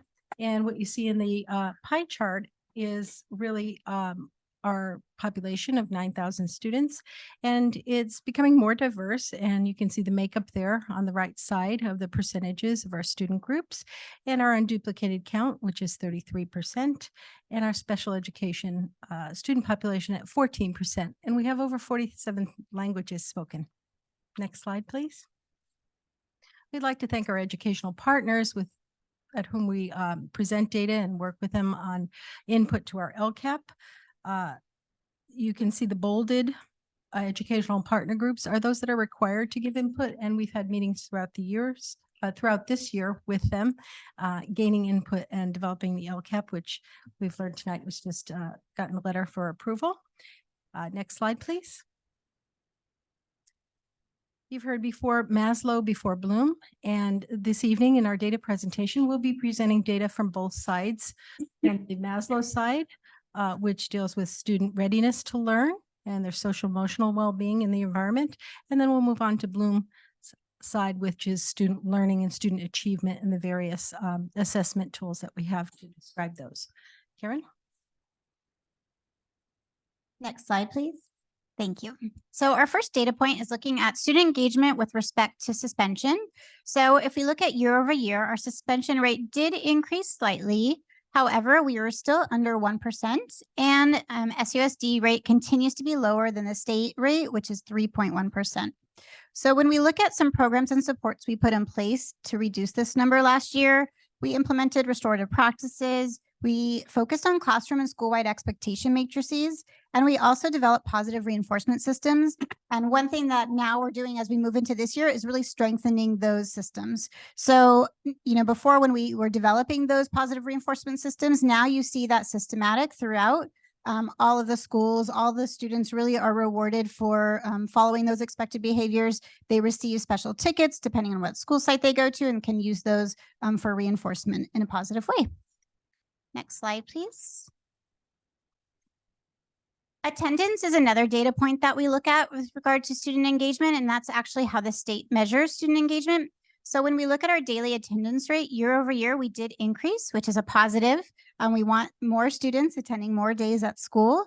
And also when we look at our chronic absenteeism rate, we see a decrease, and that's bolded because that's a positive, right? We want that number to decrease, and we decreased almost 3%. If we go to the next slide, thank you. One thing that we wanted to show is that was last year's data, and most of the data we are presenting is regarding last year, but we wanted to highlight that the first 9 days of school, we were at 97%, which is a huge celebration. And that is 2% over where we ended last year. So we want to celebrate that. And then if we go to the next slide, we'll kind of talk about some of those things. So, there's a lot on here, right? When we look at what our data tells us, our daily attendance rate is increasing. That's great. And our chronic absenteeism rate is decreasing. So when we look at the programs and supports that we put in place to really achieve that, we really focus on implementing what we called the first 10 days of school. And that's really focusing on building those relationships and really learning those classroom routines. So students, and we talked about the importance of relationships earlier today. And so it really set aside time for that. And this year that was really systematic. So we started it last year and implemented it. And this year, I think that's really attributed to the higher percentage of attendance, as we really took time to systematize and really dive deeper into those first 10 days. We also had district facilitated attendance data chats with principals last year. We looked at not only the data and the numbers, but really who those students were. We did a lot of outreach with them between school site administrators, district personnel, school social workers. And then this year, even furthermore, over the summer, our site leaders met with families who were chronically absent 2 years in a row, had meetings with them, and we're seeing a greater increase in attendance because of those specific meetings this year. So a lot of the things that we had put in place last year, we're really systematizing and really doing more with fidelity and implementation. I know Dr. Hawkins talked about it before. Before we had social workers, shared between sites and really reaching out to families and supporting both the student and the family to ensure that, if there are barriers coming to school, we could work with them. And now this year we have school social workers at all school sites to support that.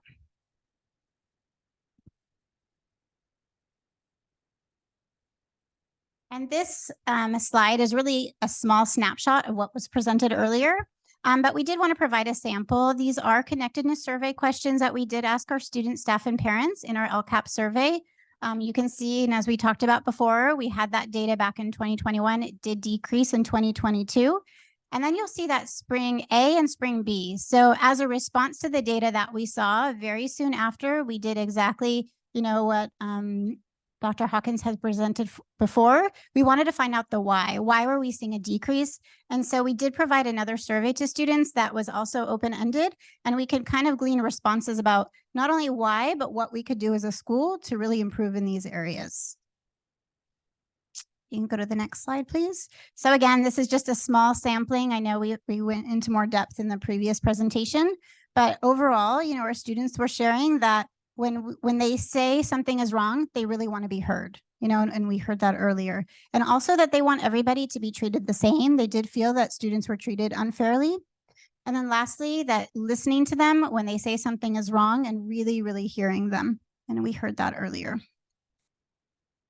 Next slide.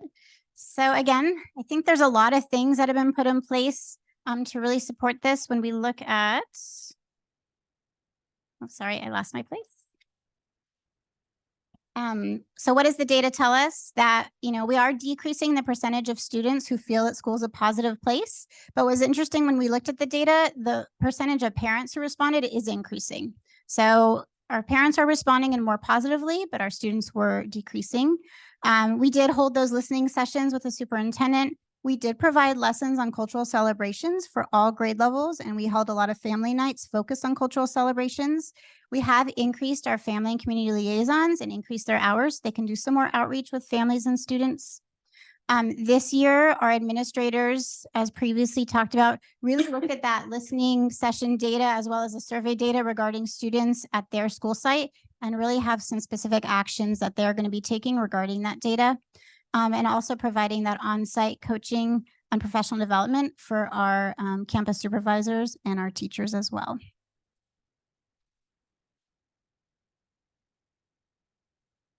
Thank you.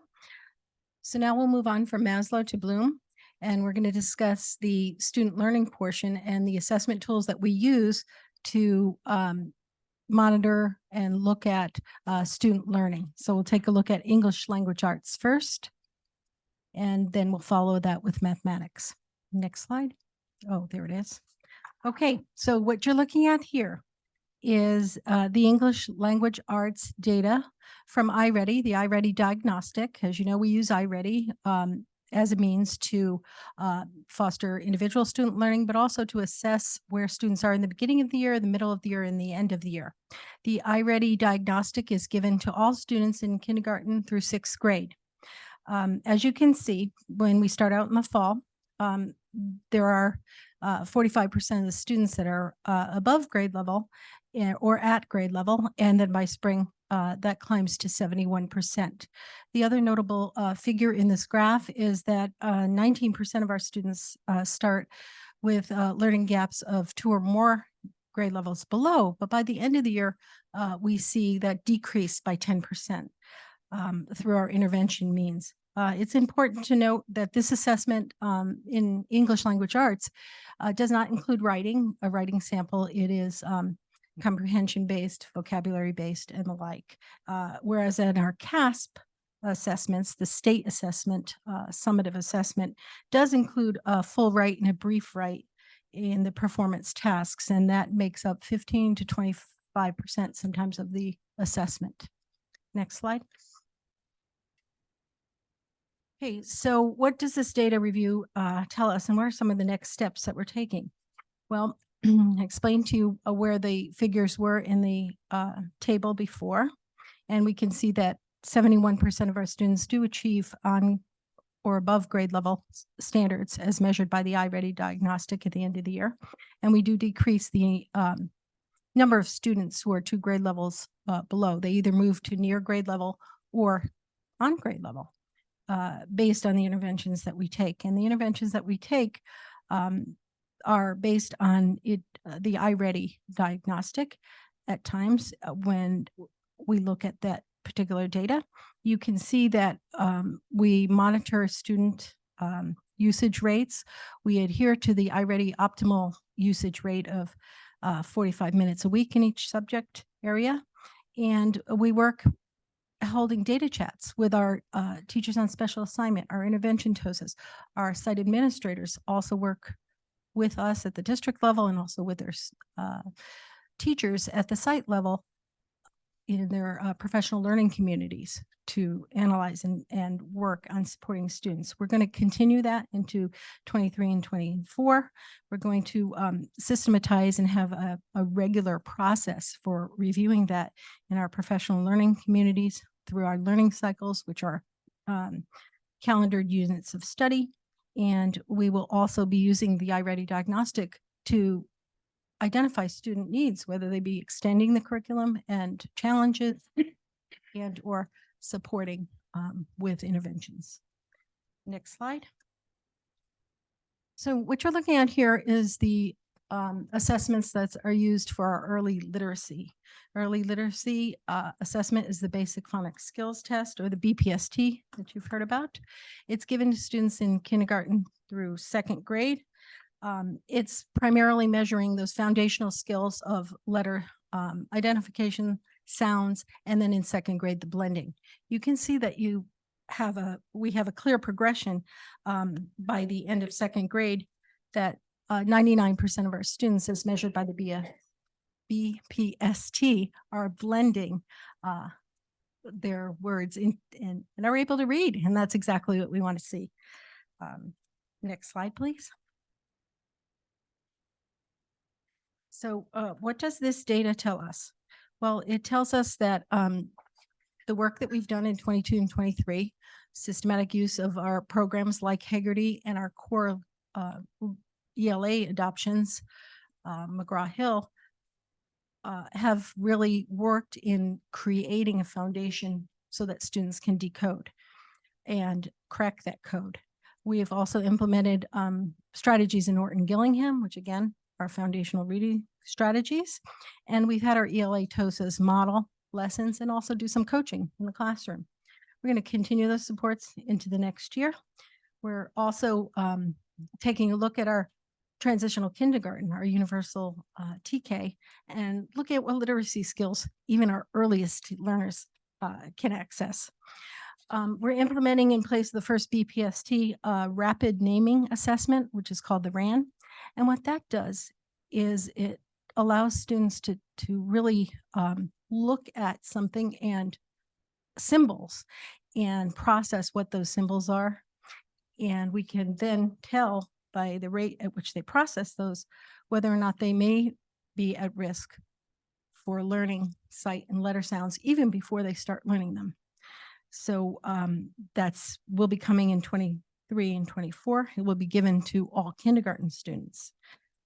We'll continue to have a systematic implementation of our Gillingham strategies and also use our core ELA curriculum in the area of sight, sound, letter cards to ensure that these foundational skills are not only represented through auditory means, but of visual means as well. Next slide, please. And so we're moving on to upper grade again. This is our English language arts data for CASP. It is preliminary data. It's a hard side to present because we work really hard. I mean, classroom teachers, administrators, district, cabinet, and our overall score decreased, albeit by less than 1%. It's a decrease. And that to us is a disappointment based on the amount of work that we do put in. If you look at it, you can see that there are slight increases in grades 3, 4, and 5, and the outlier is grade 6. And so, we're looking at, we kind of can look at it and say, well, why is that? Is that just one thing that we can just fix and get it done? It really is a multi-pronged approach at taking a look at the data, both at the site level, so we get that individualized analysis, and also at the district level to see what kinds of contributions there are to that, whether it be in the areas of performance tasks, vocabulary development, really making the most impactful use of our core curriculum. Next slide, please. Here you'll see the achievement data. Again, preliminary CASP data.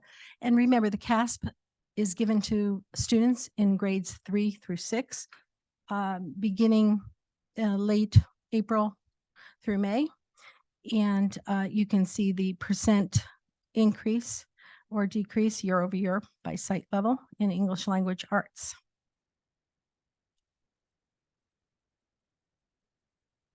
Next slide, please.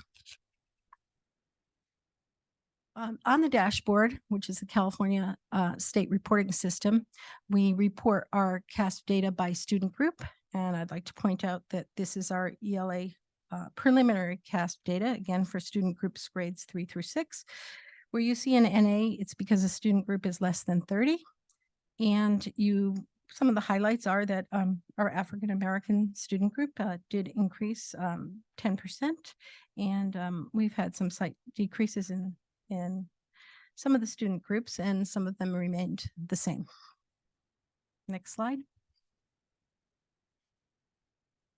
So the data shows us that, of course, we want to improve, and we're going to take a look at what actions we did take in 22 and 23.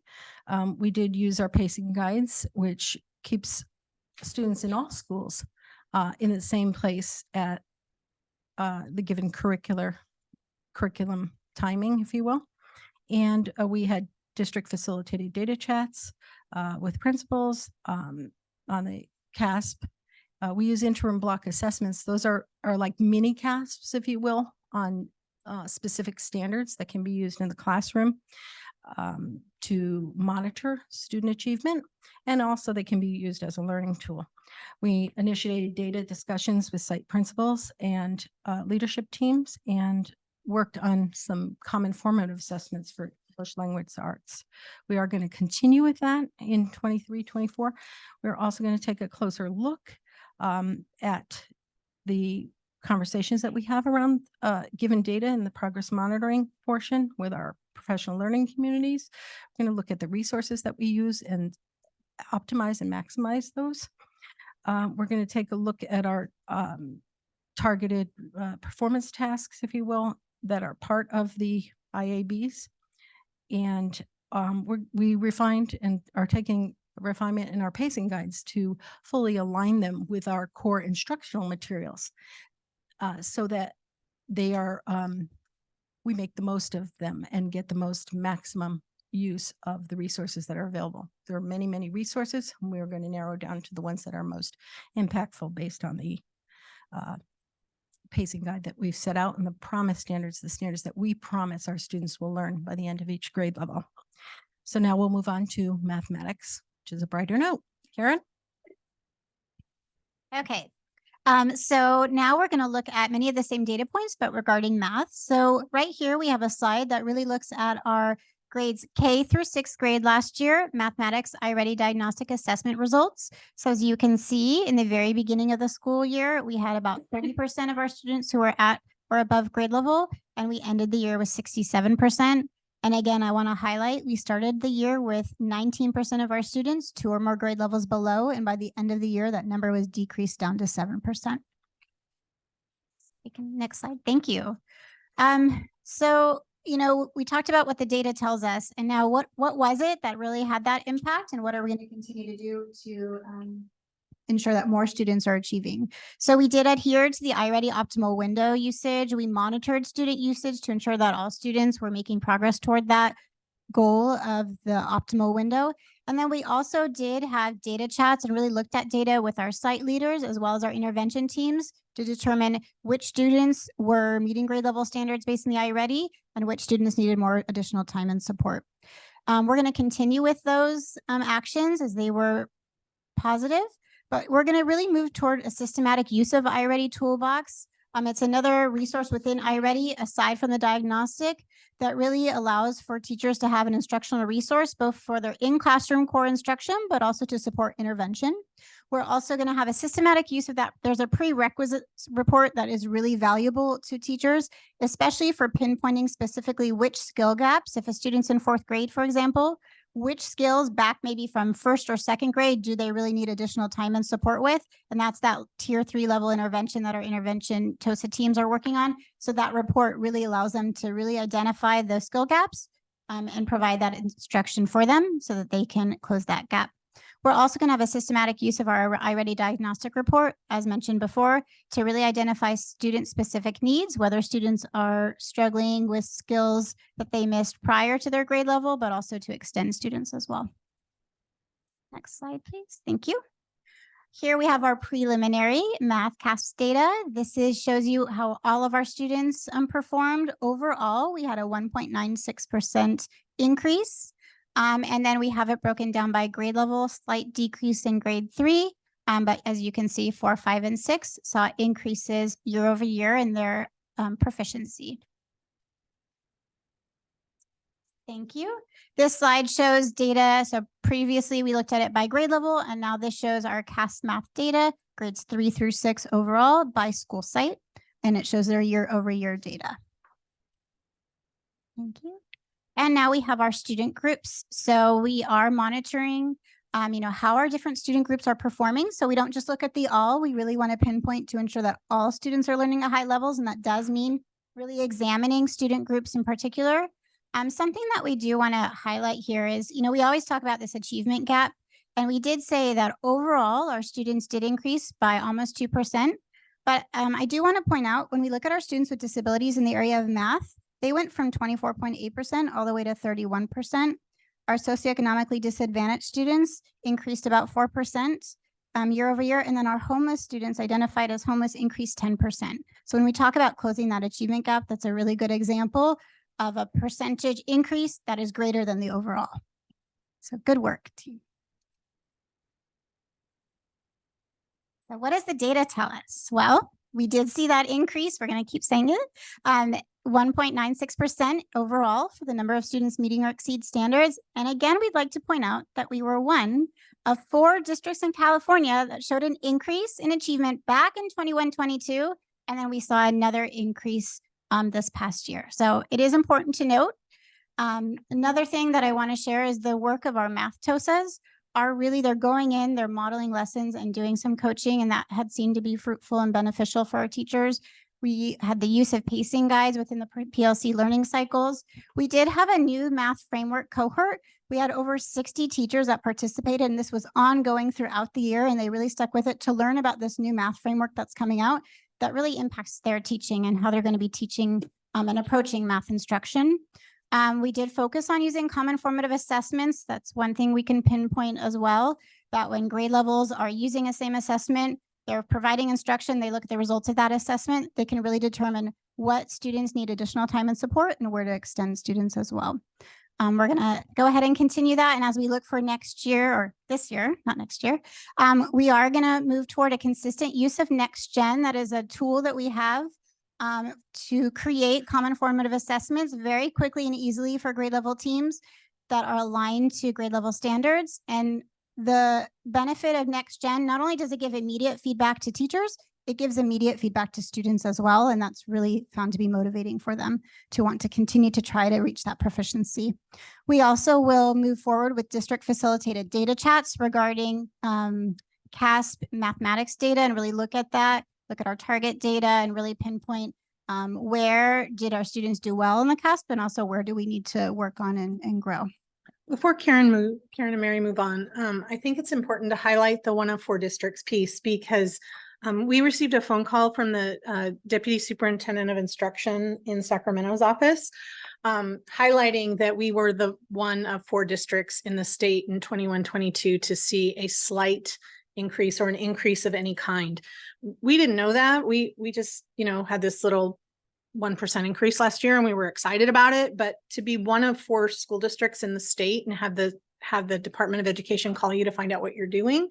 And then to tell them that we had another one this year, they were really curious. So we asked them if they were going to give us anything special and they just said we could talk about it. So we decided we would talk about it. But I think when people, like Dr. Fractor was just sharing the increase in how we're closing the gap for some of our student groups, but math is a really challenging subject for the state right now. And so for us to even see that 2%, I know it doesn't seem like a lot, but it's huge.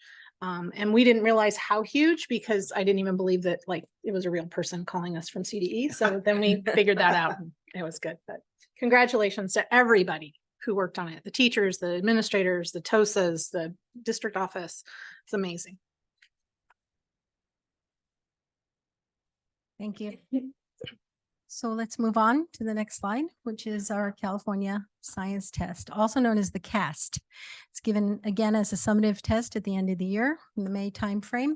It's given at only grade 5. It includes grade 4 and 5 science standards, what they call the NGSS. And it also includes some science questions, if you will, or concepts from previous years. And you can see that relatively, I guess the euphemism is stable, but it was a decrease of 0.05% year to year. Next slide.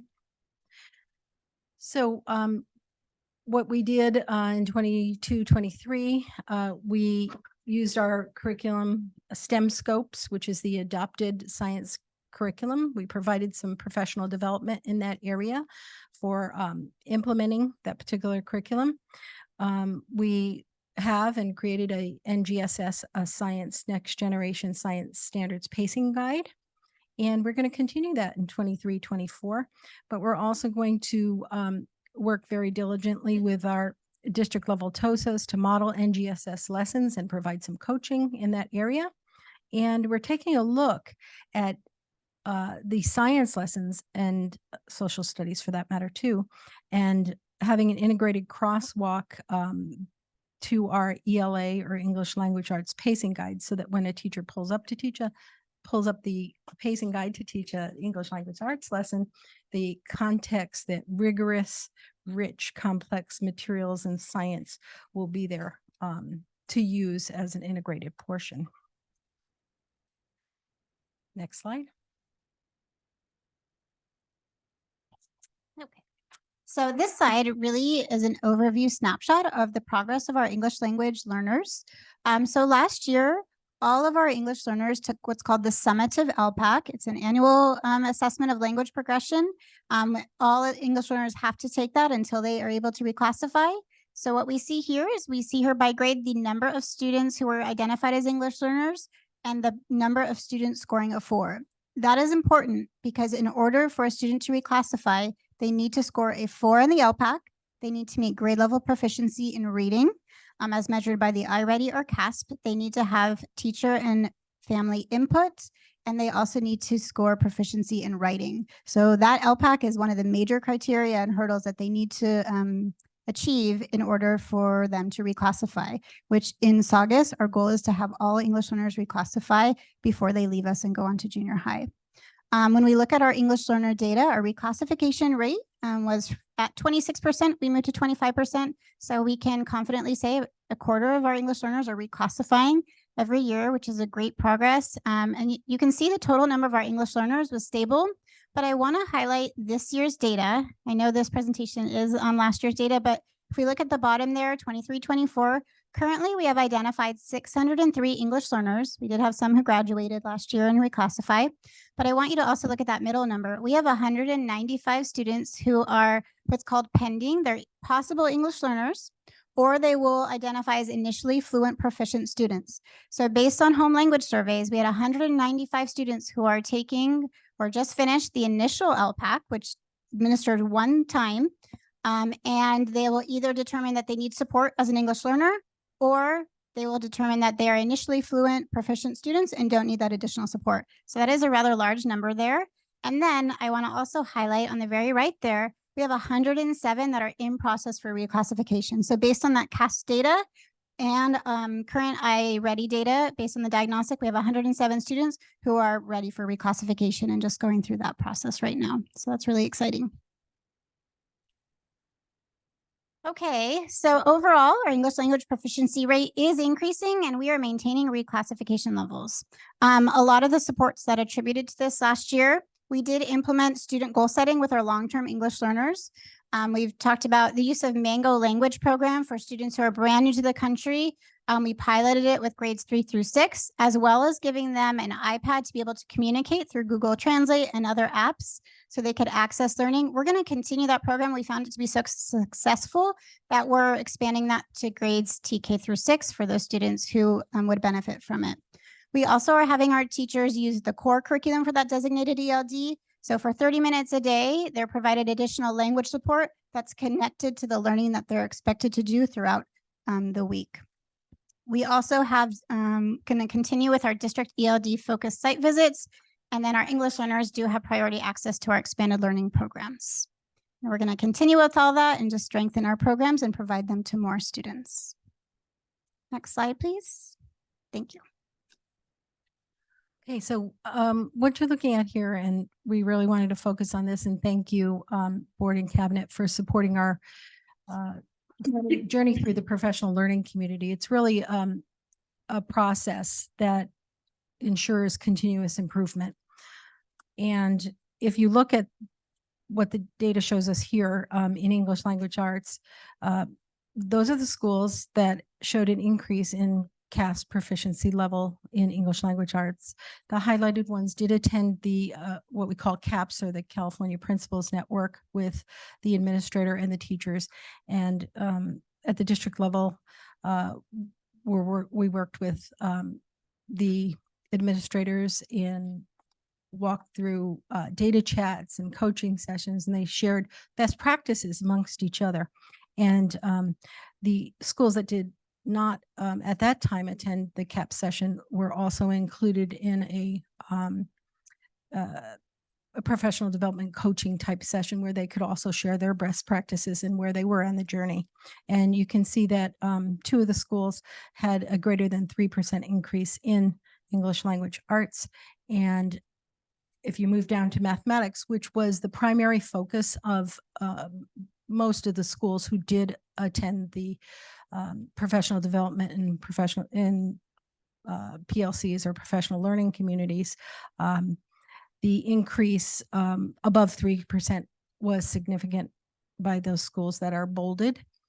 And additionally, the increase in CAS proficiency by the first column. And you see Rosedale, Cedar Creek, Santa Clarita, and West Creek having increases in math proficiency, and then those above 3%. And the percentages to the right indicate the degree to which they increased in their students' math achievement year over year. Karen? Next slide, please. So as we were shared, professional learning communities, it's a process that we put in place, and it's not just like we do PLCs and everything is magical, right? It is a process. And so what we wanted to point out is those schools that saw those huge gains, the 3% or greater, and in all of the schools that we can celebrate, but the ones that saw that 3%, that was an intentional focus through this CAPS network, through the California Principals Support Network, of really leading PLC work at their school sites. That was that area of focus for them, because if we focus on everything all at once, right, it's hard to really see that. And so they were asked to focus on one core subject area. And as you can see, the 2 schools that had a great increase in ELA was their focus area that they worked on. Those schools that saw that huge increase in math was their focus area. So what this tells us is this does work when we really can intentionally focus and refine those practices. We do see great gains. And so we're going to continue with that, right? We were implementing PLC learning cycles, focusing in one core subject area, as you saw in the previous slide. Teams were asked to really work with 1 or 2 grade levels that they can really work with, give feedback to, and go through this process. That was more manageable than all of a sudden everybody at once expected to do this process. And so again, you can see the strengths in that. Last year, we did have 10 principals along with 10 teachers participate in the California Principal Support Network. This year, we are requesting that all 15 school teams go, and I believe that's on our agenda for tonight, so that everybody is benefiting from this leadership professional development to continue the work. Last year we did look at, Mary and I and a lot of our district leadership were coaching the principals, working with them to implement this process, because it is ongoing. And then we're going to continue and deepen that. As we look at the principals who had attended already, we call them the continuing CAPS cohort. They are going to be asked to work through this school-wide. And those who are going to be participating for the first time, again, we want them to work with 1 or 2 grade levels, or 2 grade levels, to really, they're going to move their whole schools forward, but we want to really refine this process so that we can make great gains for our students. And I believe next slide. Questions? Thank you, Mrs. Grace. Yeah, I'm sorry. I just don't know what page this. Can you re-explain the student engagement connectedness page where it had spring 2020 to 23A and then B? Can you just re-explain that? Yes. Okay. So spring 2021 was the LCAP connectedness survey data. Spring 2022A was again the LCAP connectedness survey data. And then we looked at those particular questions that we saw a decline in. Yeah. And about 2 or 3 weeks later, we surveyed the students again, and that's the B. And then we not only surveyed with the question of just agree, strongly agree, disagree, but then we also asked open-ended questions about things that they felt would help and improve in that area. Okay. Okay. Thank you. I think just based off of Dr. Hawkins, what you presented earlier about listening sessions with parents, it appears as if students are decreasing, right, in connectedness in some of those areas, but we see parents increasing. So it truly is parents really aren't aware of what's happening. And I do think that those listening sessions with parents should help, or even just a larger group setting. So I think that was a good data point. I did have a question about when do interventions start after the first day of school? Because I know that students do initial tests right now, like my daughter is doing. But when then do interventions start? Well, certainly it varies site by site and class by class, because there are several tiers, if you will, or stages of intervention. And so Asking about the intervention teachers? Yeah, yes, yeah, oh, the intervention teachers. yeah. So our intervention teams, right? They're looking at last year, the end of the year last year. So they already have some they already know some students they're going to be pulling in which areas.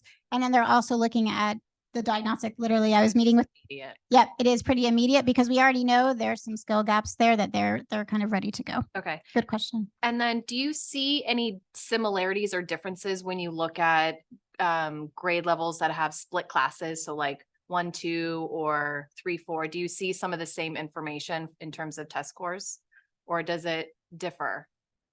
Do you know what I mean? I'm not sure what you're asking. So like if you're in a split classroom, you don't score as well as if you were in a. Right, or do fifth you grade? score better?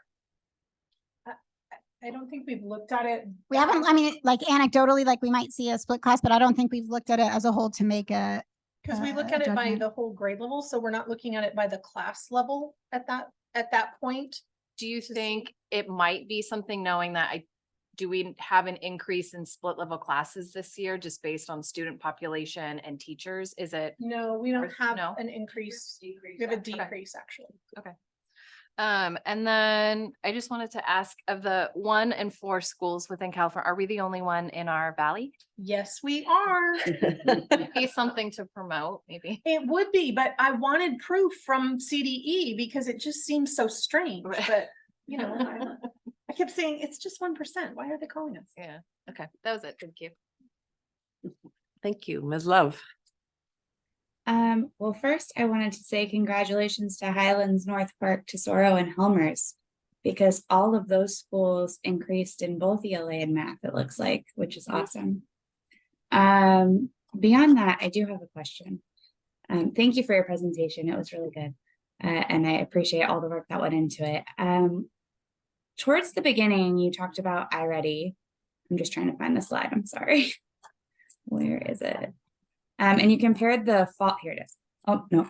You compared the fall data, the fall iReady data with the spring iReady data. Here it is. Slide 14.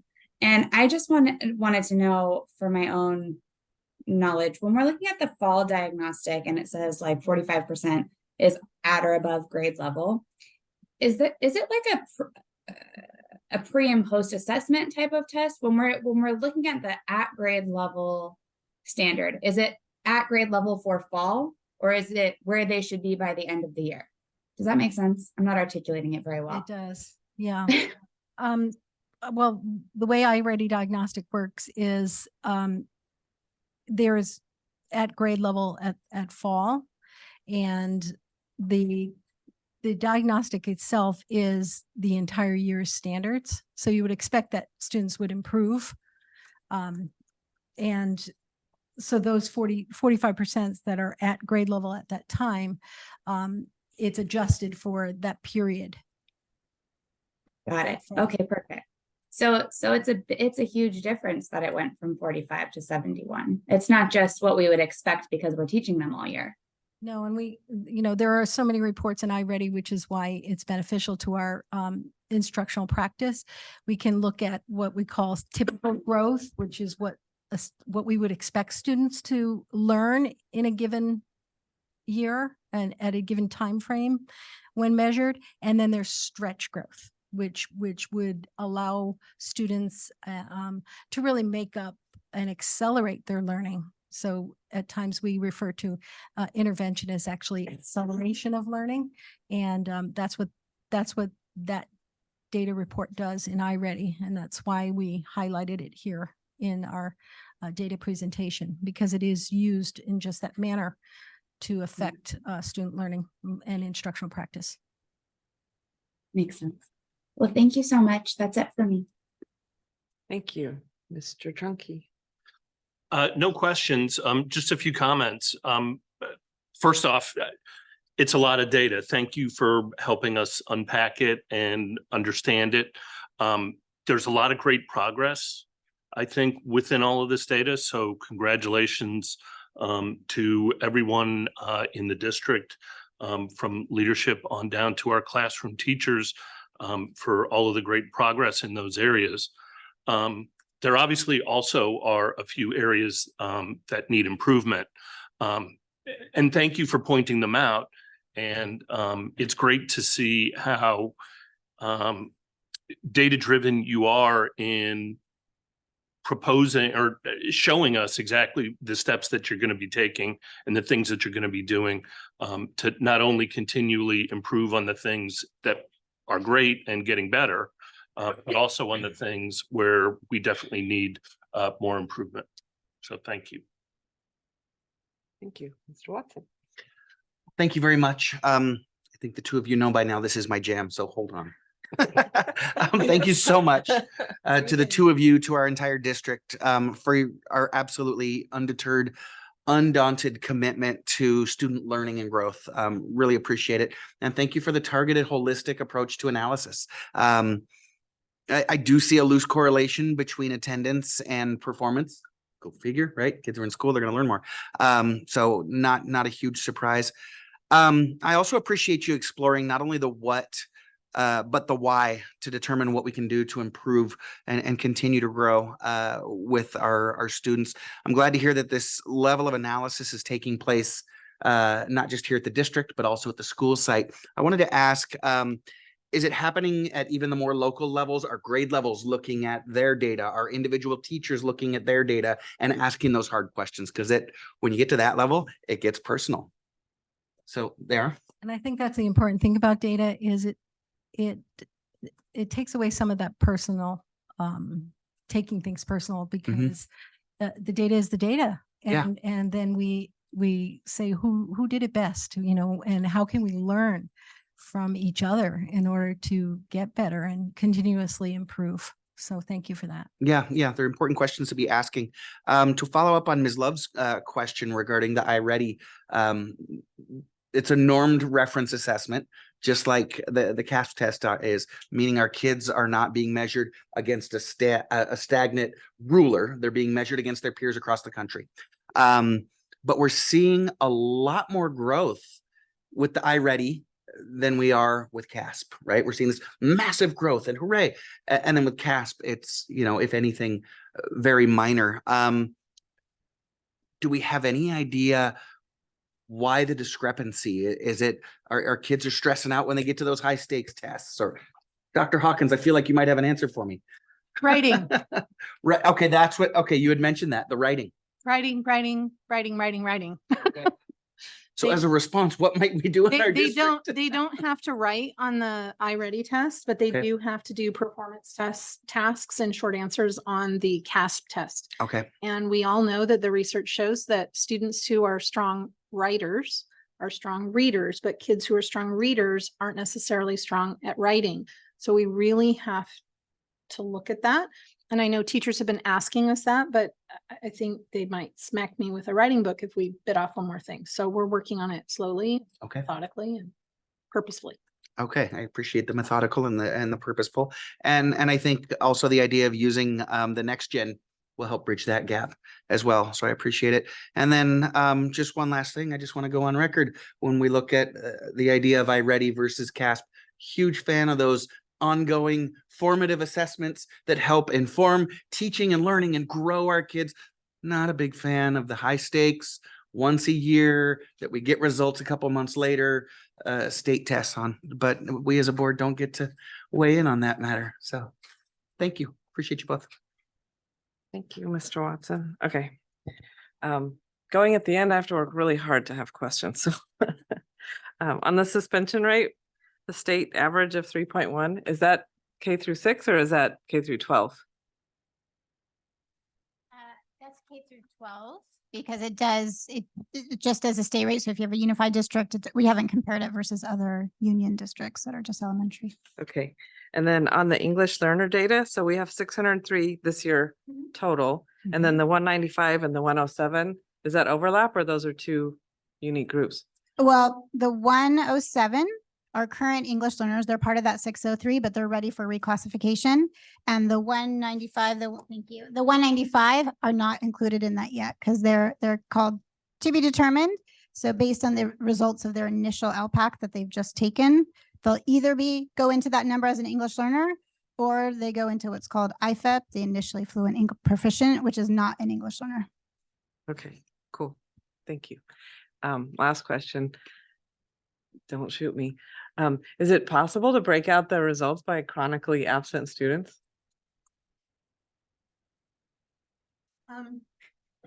Yes, and we can always drill down into that and we would be happy to do it, but I think Robin would lose her mind a little bit at this point. And I mean, not necessarily for public use, but just like as an example for like one more. I tool think to it show might be parents one that more it's tool. I think it might be one more tool that we look at for the future. One of the things that people talked about or that's been commented on tonight is our use of data. And so we've not been really data rich. I mean, we are, but we don't track it in a way. So I think this year we've really focused on changing behavior with folks and the importance.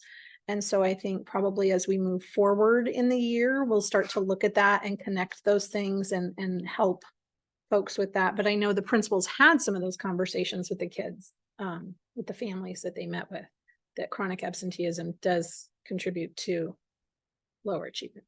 Cool. Thank you. Thank you for the presentation. Thank you. Okay. Now Madam President, before Yes. we start the next presentation, could we take a short break? Yes, we can. Okay. Thank you. 5-minute break or whatever you need.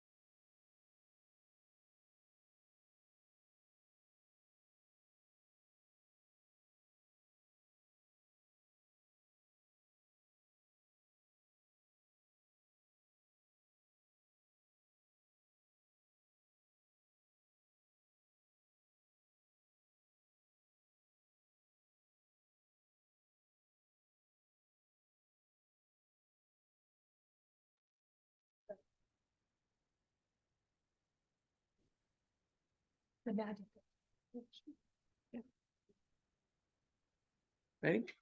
Okay. Now we are going to hear about the Charles Helmers Elementary School construction update. Mr. Heinlein. Okay, before I get started, I did want to note that I believe this is the only time when the Ed Services presentation had more numbers than the business presentation. Only funny to business people. I guess. I won't quit Definitely my an day inside job. joke. Well, tonight I have the privilege of updating you on the construction projects that have been going on at the Charles Helmers Elementary School campus. And it is with the passage of Measure E in 2014 that we've been provided almost $24.3 million to work on different projects at the site. The ones that are finished are listed on this slide. Of note are the fire alarm replacement, energy management system, HVAC replacement, our technology updates and refreshes, the roof replacement.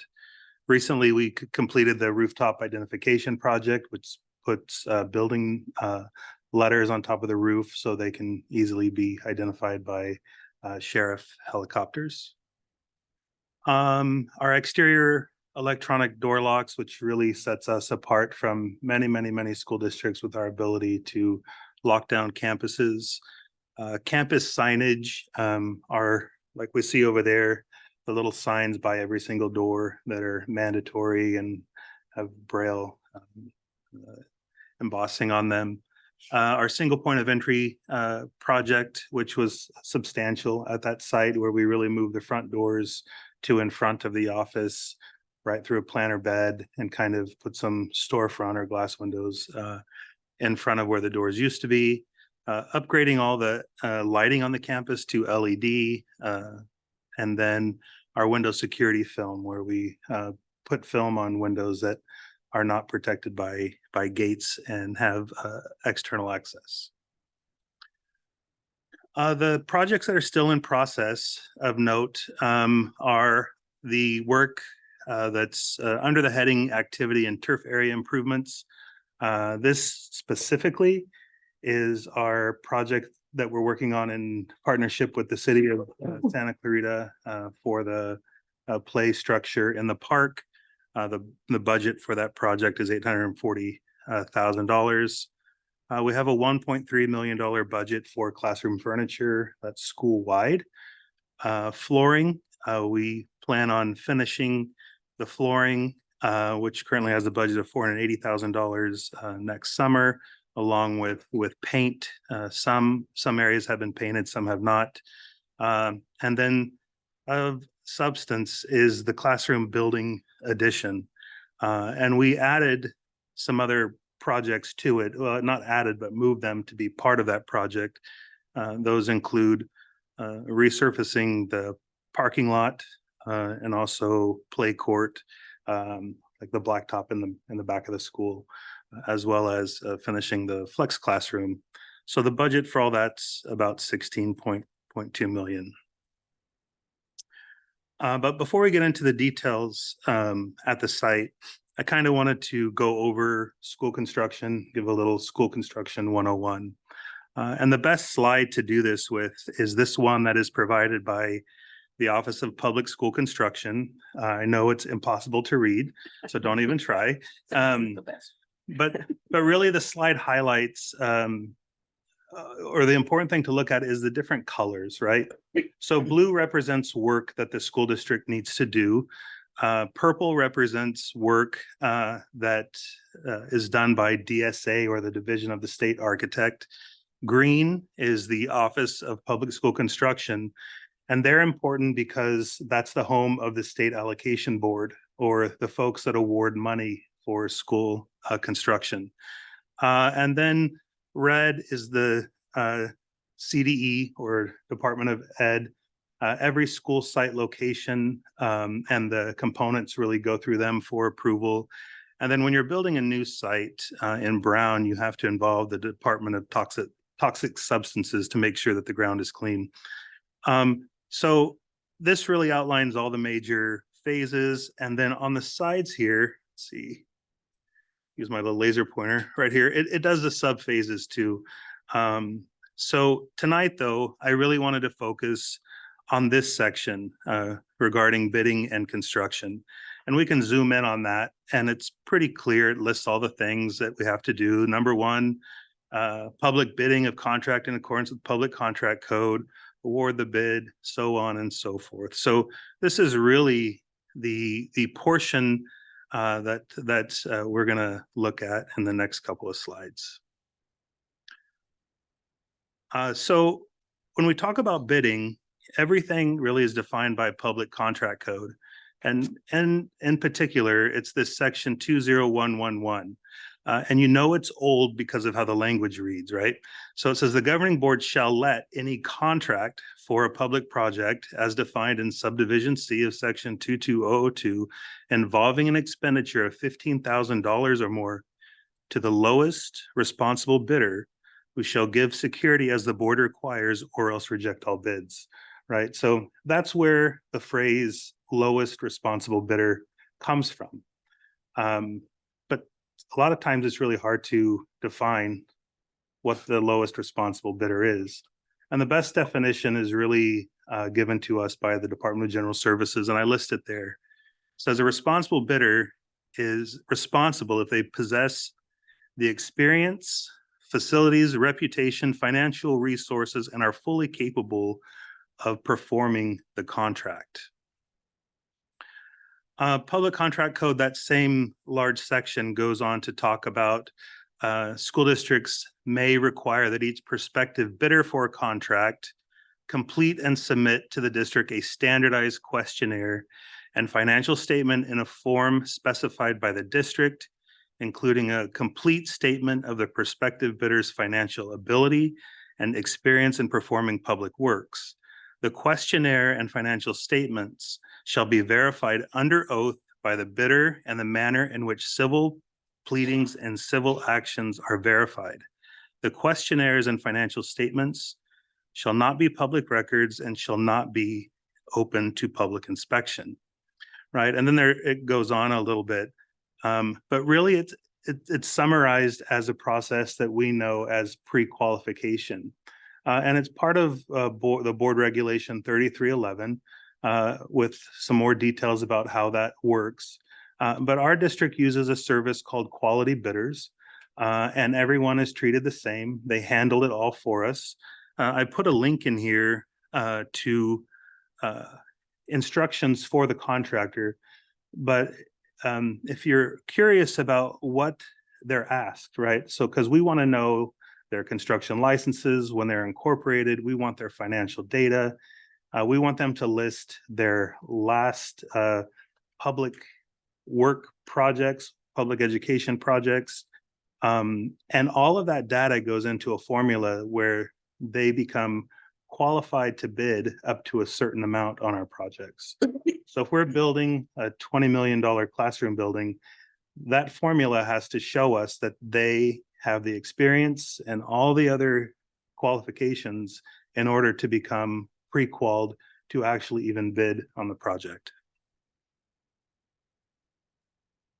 DSA, the Division of the State Architect, they provide this IR, which is an information, I forgot what it's called.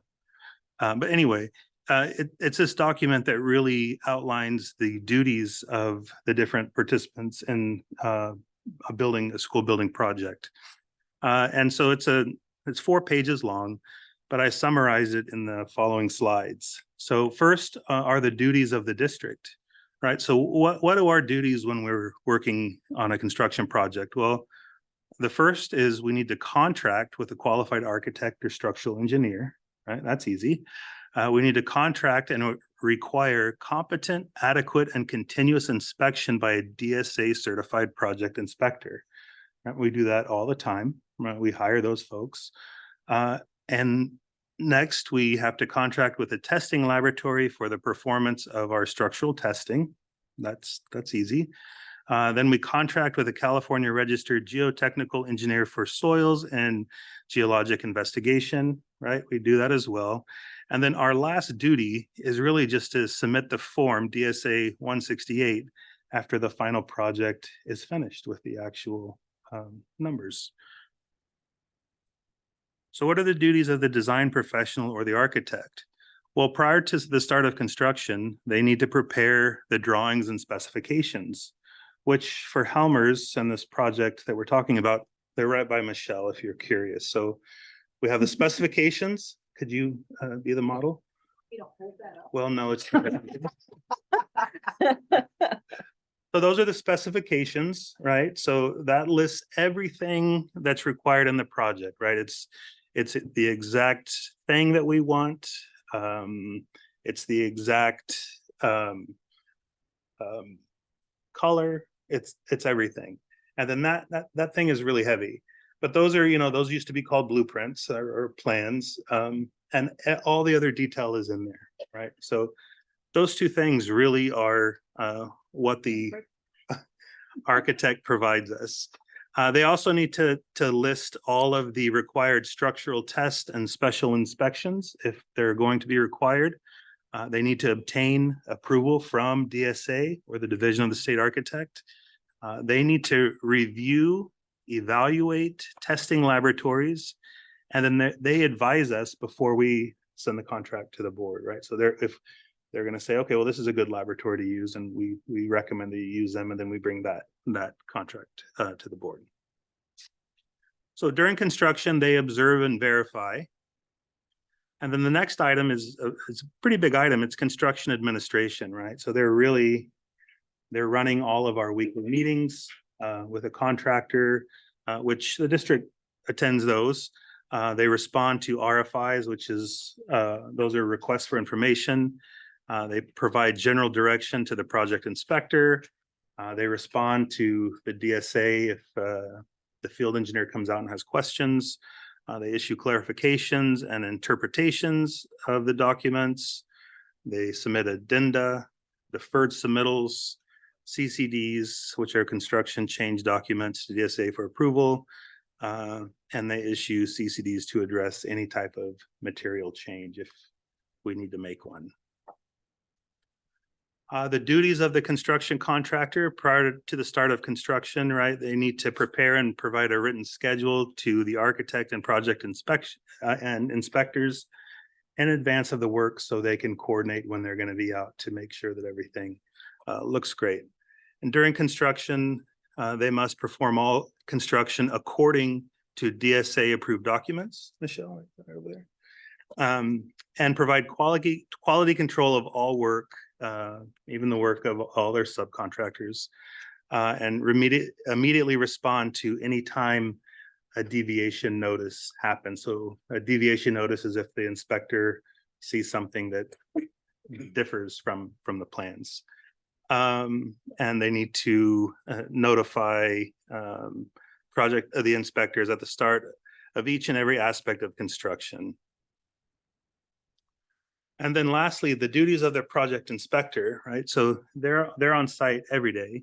They maintain a thorough understanding of all requirements of the construction documents. So when we start a project, we typically have one or two that are assigned to us, and they pretty much have those memorized because they're walking around making sure everything is like it's supposed to be.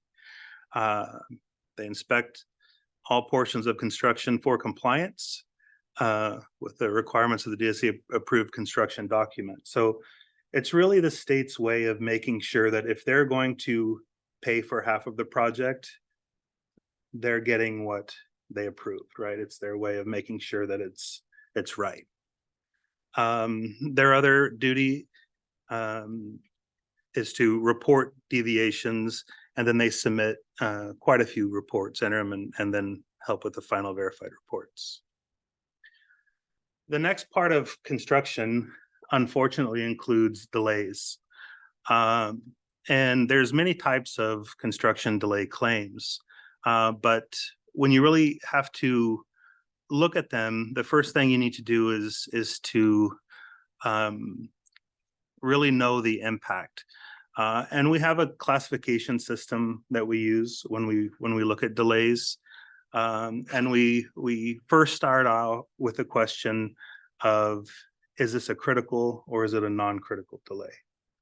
Then we say, is it excusable or is it inexcusable? And then we say, is it compensable or is it non-compensable? Hmm? No, this is industry standard. This is part of, no, we didn't make it up. Oh. It's easier. No. Okay, so, yeah. Well. So critical versus non-critical. The first and most important question, and it really needs to answer, was the delay, will it affect the project completion date, right? So a critical delay means it's going to affect the completion date. A non-critical means it's not going to affect the completion date. When we look at excusable versus inexcusable, an excusable delay is one that allows the contractor an extension of time, compensation, or both. And you may ask why, but it's because this type of a delay is outside of the control of the contractor. They can't fix it. The most common examples are unseen site conditions, right? Like a unknown buried pipe in the ground, or conflict in the architect's drawings and their work that requires further examination. So an inexcusable delays are those where the contractor is really entirely responsible for extending the project's duration. If that's the case, then of course the contractor will be held liable for any costs or damages caused by the delay. It's typically a result of a delay in them getting ready to do the work, late submission, right? Because they have to submit to us what product they're using in each of the phases of construction, or just general poor planning. Lastly is compensable versus non-compensable. When a delay is compensable, it means the party affected by the delay should be given either an extension of time or compensation for the delay of their work. All excusable delays are compensable. This means that any time a delay is considered excusable, the contractor will generally have a claim for a time extension, compensation, or both. So that's important to remember when you're going through all of the construction delays. If the constructor or contractor is solely at fault, the delay will very likely be non-compensable. Okay. Now, when we look at our project that is going on right now, which is this amazing, cool building. It's a cruise ship size. Yeah.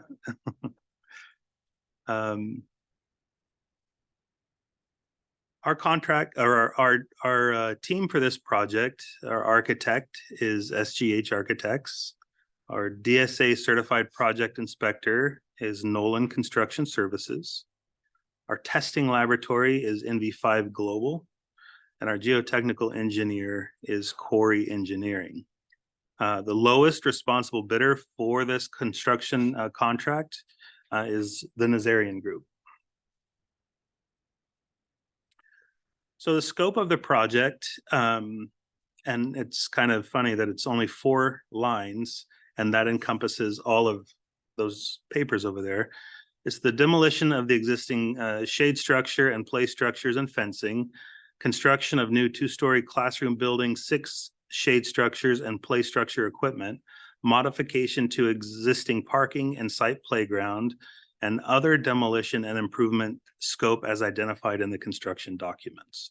So the other thing to note is that the playground and the shade structures are purchased by the district and installed by the company that we purchased them from, but the general contractor is in charge of scheduling the work, demoing all the ground, and getting it ready for them to be able to install.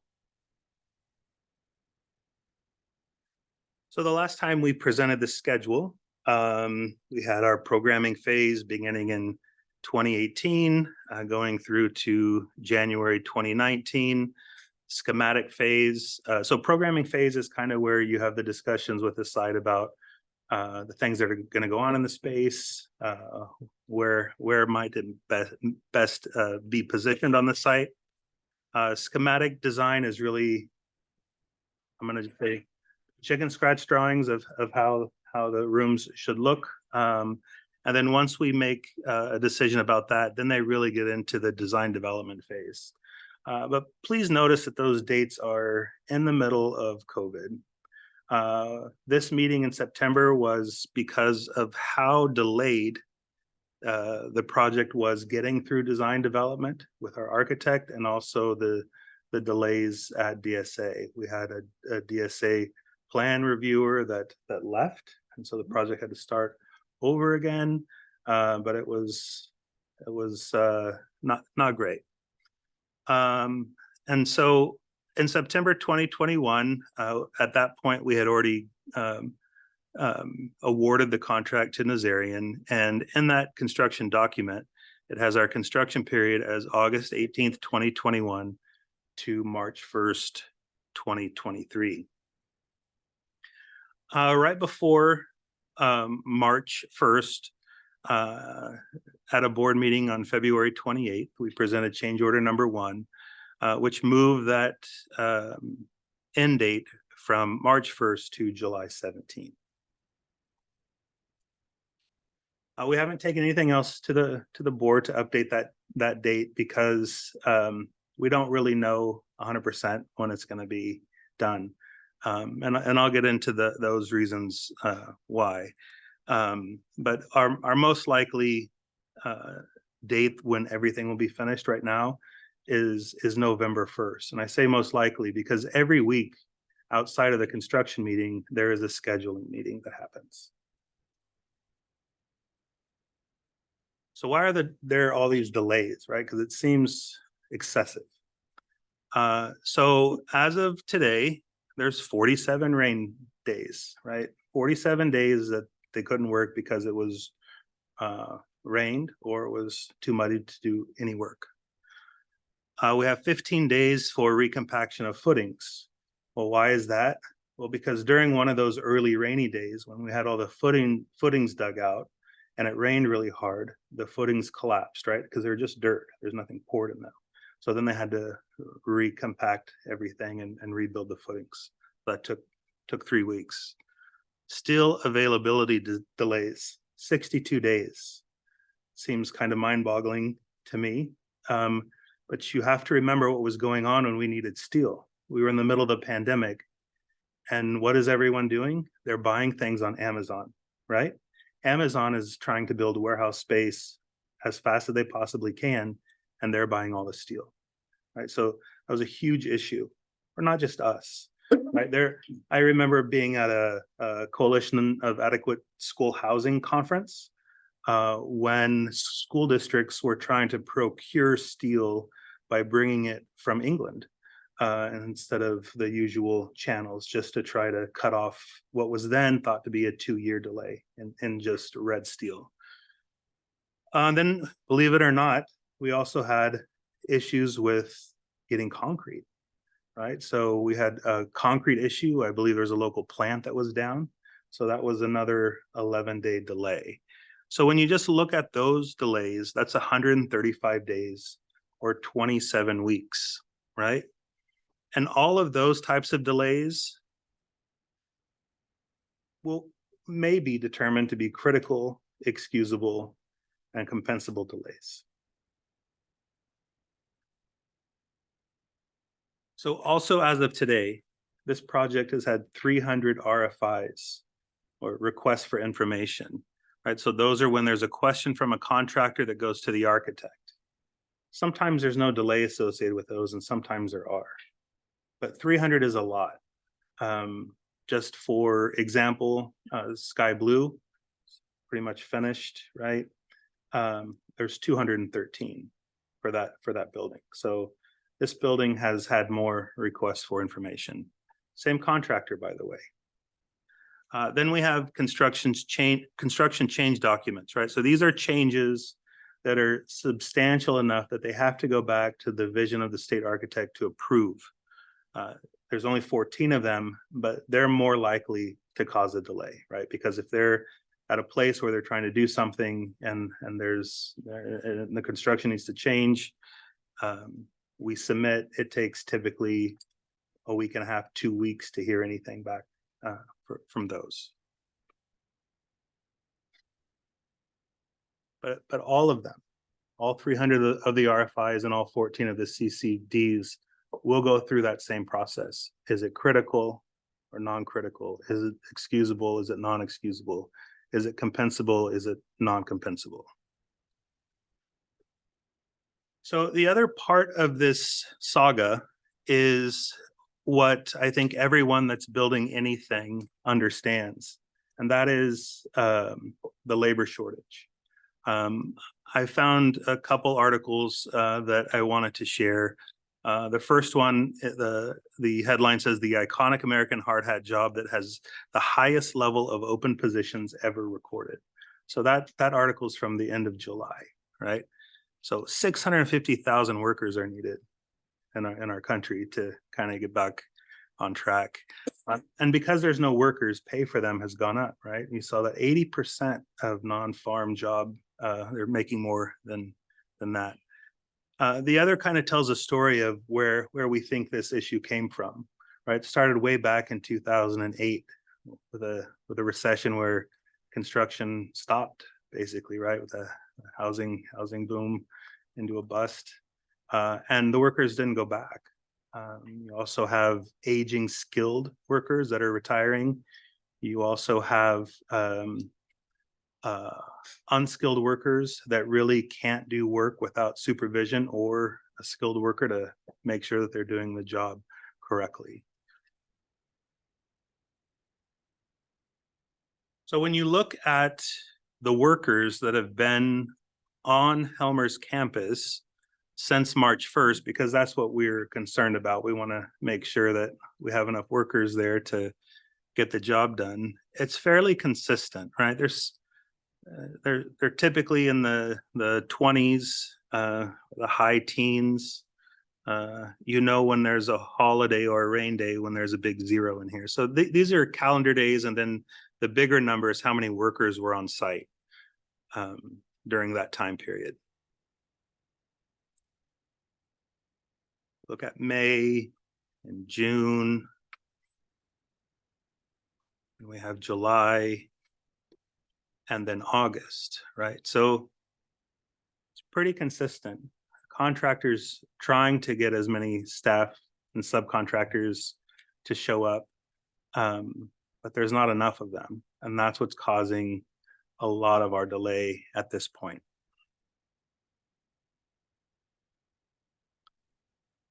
So in our contract, when we go past the completion date, we have a section in there that deals with what are called liquidated damages. So the district says, okay, every day that you go past your completion date, we're going to charge you $2,500 a day, right?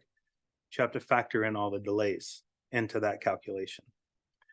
So once we get closer to the end of the project, the construction team that will meet, and we'll go through all of those delays that we talked about tonight, and we'll classify them accordingly. And if the number of delay days resulting in additional time is greater than the number of days between the original completion date and the final completion date, then the contractor finished the project on time or possibly early, right? If the number of delay days resulting in additional time is less than, then the district will pursue liquidated damages per the construction contract. And liquidated damages subtract from the contractor's final payment. That's how that works. So looking forward, CDP play structure. So part of the work that was planned over the summer, because people aren't supposed to be on campus, was the demolition of all the asphalt and concrete back at the campus, and then installing a new TKK yard play structure, and a CDP play structure. So on June 12th, they started demolition on the side closest to the park, and they worked their way around the campus, demolishing all of the asphalt and concrete. And in late June, they uncovered unknown conditions behind the portable building that CDP uses. So these conditions stopped the play structure from being installed and required the architect and the engineer to come back out and I'm sorry.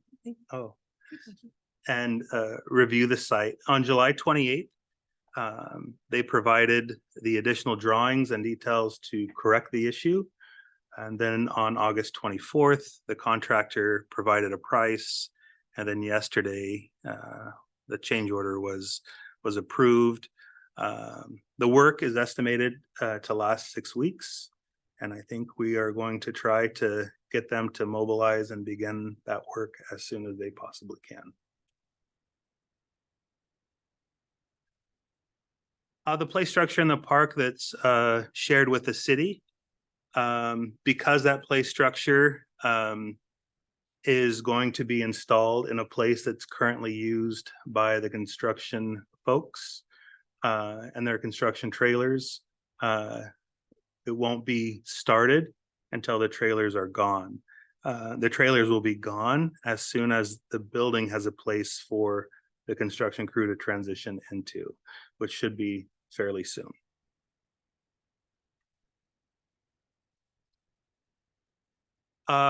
New classroom furniture for the entire campus should happen over winter break.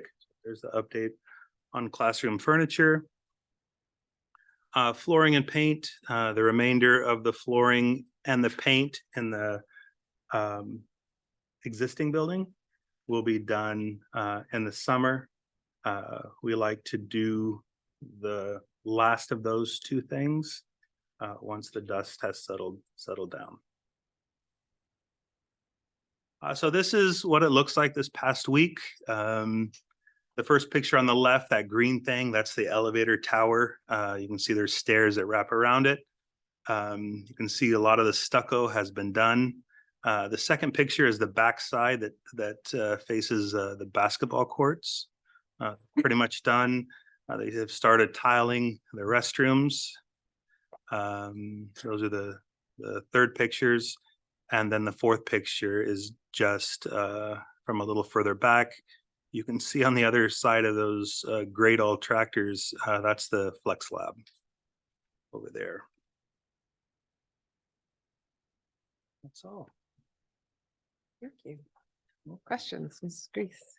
Don't have any questions really. It's just more about, I don't think it's helpful to go back in time and discuss what could have happened, should have happened. So I think it's just 11/1 is the date that we're all marching towards. Just how do we ensure that we get to that date and just keep the school and the community informed of any additional delays? I'm sure everyone's just really looking forward to having their school put back together. So I think it's just the communication part. Thank you. Ms. Love? I don't have any questions either, but thank you so much. I know this was like a massive undertaking. It's a very long slide deck full of tons of information, so I appreciate it. And yes, I think just focusing on marching towards completion, and I guess you'll keep us posted with any new events. So thank you, Nick. I really appreciate it. Thank you. Mr. Trunky? Thank you, Mr. Heinlein. Obviously, this particular site has had its logistical issues because of just the sheer small size of it, which I know, for example, has caused why the construction trailers have to be on the site where the playground is going.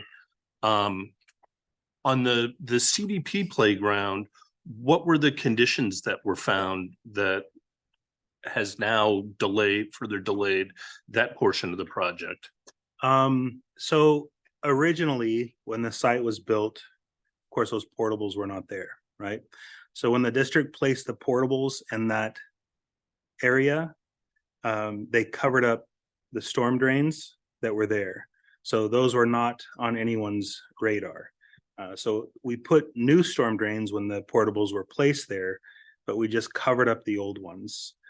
There was also many attempts to alleviate the poor drainage that has always been an issue in that area by the creation of French drains, right? So just tubes in the ground trying to get rid of that water. Those weren't expected either. We had some irrigation under there that wasn't part of the drawings. And there's a sewer line that served CDP that wasn't run how it was supposed to be run on the plan years ago. So all of those items, I think I'm missing, there's an electrical conduit that is run not how we would want it to be run. So those are all the things that have to be cleaned up and done correctly before that area can move forward. So I think it was six weeks for that project. Is that now going to be longer because of that? Or do you think they'll be able to do all of that? No, that's within- why it's 6 weeks. Okay. When do you think that work's going to be done? As soon as we can get them mobilized. So yesterday, and I just asked Ms. Villacroni when I saw her, because she's in contact with Jim, our project manager, our district staff, and we needed to make sure from the site when was the best time for them to start and how they can mobilize, because it's going to impact that front parking lot on the right-hand side. So And the two The- classrooms that are in front of it. the completion of that project, is that built into the November 1st date? Yes. Or could that fall outside of that? No, we're gonna try our hardest for that not to be a critical delay. And then the same question for the shared city. That is not Playground. part of this contract. So the shared play structure is a city project. It's not a district project. So we paid for a portion of it, and the city is going to handle all the construction coordination through the same company that installed they installed the TK play area, and they'll also install the CDP play area. Remember, because this is a partnership between us and the city, and so we're paying for the structure. They're giving us the land. They're using their folks to do it. And just for everyone's benefit, the number that's listed here for the activity and turf improvements, which is that park, that's our share of the cost and doesn't include the city's share of the cost. That's just our budgeted number for the project. So that number is a little higher than the amount that we sent to the city. That's it for me. Thank you. Thank you, Mr. Watson. Thank you very much. And I concur with Ms. Grease in terms of communication and just making sure folks are aware of what's going on. The worst part of these kind of delays is not knowing. And I know it's not always easy to do that. So we appreciate you and your team's work. When it comes to excusable versus inexcusable delays, I know you mentioned there's very clear criteria as to what's excusable, what's not excusable. Can a builder dispute those findings though? Absolutely. Okay. Does that happen pretty often? Yes. All right. Awesome. And I know we use the Nazarian Group on a lot of our different projects. Are we experiencing similar delays in some of their other projects? Yes. Okay. For And the what about- same reasons. Right, that would make sense. And so I'm assuming that we're also experiencing similar delays on projects being developed by other builders? So other companies that are doing other projects for us, are they experiencing? We have with Cedar Creek was delayed, but it wasn't as majorly delayed. Okay. But of course, the timeline for that building was a little different. Sure. This one. Okay, each project's unique and different. Yes. Okay. Thank you very much. Appreciate it. Know you'll stay on top of it. The 300 RFIs that Mhm. were so much more than the other project, is that because the building's just much bigger, or is it a more complicated project? It could be many things. It could be existing conditions that aren't exactly what the drawings might say. It could be installation of things that might be in the wrong space. It could be a million things. Okay, and the committee that determines whether delays are critical, excusable, compensable, what does that committee consist of? It's just the construction team. So it's the contractor, it's their team. It's going to be our team and the architect. And typically we like the project inspector in there as well. Cool, okay. Well, I did, like I said earlier, get a tour and I saw one of the examples of the poor drainage and the results, so it's not, I understand that you guys are working with a lot of unprophesied issues, so I appreciate the work that you're putting into it, and thank you for the update. Okay. All right. Do I have a motion to approve resolution 2023-24, number 16, a resolution of the governing board of the Saugus Union School District for participation in National Hispanic Heritage Month, Latinos Driving Prosperity, Power and Progress in America? So moved. I have a second. Thank you.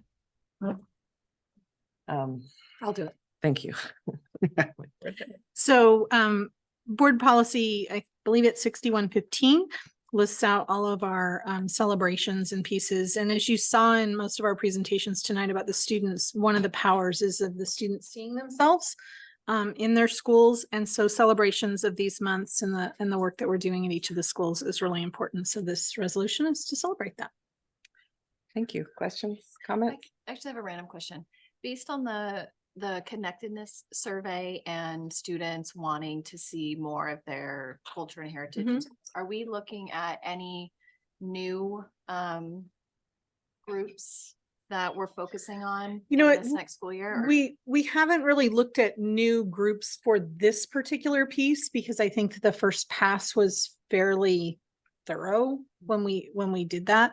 I think what we're looking at more is how do we celebrate it? So this was in the beginning, just where we had these resolutions, we celebrated them kind of as a district, and then we started moving into the school sites. And so then what we're seeing at the school sites now is more of like, they'll do a cultural fair where all the families come together and they bring and do stuff. So we're seeing more of that. Yeah.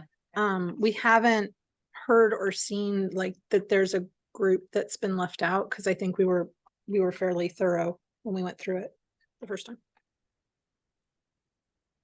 Any others? Okay, this is a resolution, Mr. Watson. Okay, Ms. Grease, Aye. Ms. Love, Aye. Mr. Trunky. Aye. I vote aye. Ms. Cooper, Aye, the resolution passes 5-0. thank you. Now we will conduct the first reading of board policy and admin regulations, 5,000 students. Ms. Berry. This is a policy as part of our board project policy update. Some of the changes are for the sexual harassment that you're looking at claims separately under Title IX and our UCP or Uniform Complaint Procedure.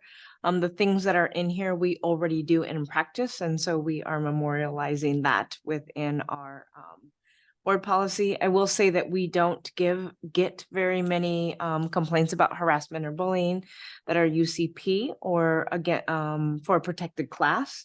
And when we do, they are usually pretty big ones, and we do consult legal with that to make sure we are following all of our Title IX and our UCP requirements. Thank you. Any questions, comments? Okay, it will come back next time for second reading and approval.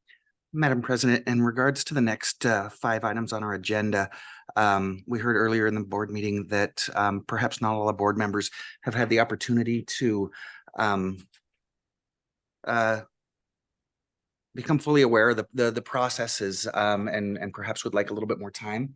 And so given that these 5 items are not urgent in nature, we're not delaying anybody's access to childcare or anything like that by tabling these items. I'd like to move that the next 5 items, items 7A through E, be tabled at this point so that all the board members can have access to the information that they need so that they can so that we can all make a better informed vote on these items. So I'd like to motion that we table the next 5 items. Okay, there's a motion on the table. Is there a second? Second. Okay, so we're going to vote on whether or not to table items. I 7A would just through like E. to make a comment. I think we already dealt with this with the motion earlier, so I'm not sure it's necessarily appropriate to revisit a motion that we already voted on. I'm happy to vote on it again. I just wanted to provide justification and clarity. I don't think there's any urgency that it needs to be done this evening. I think it's appropriate to vote on it because the first motion was a motion to change the agenda, and this is a motion on specific items.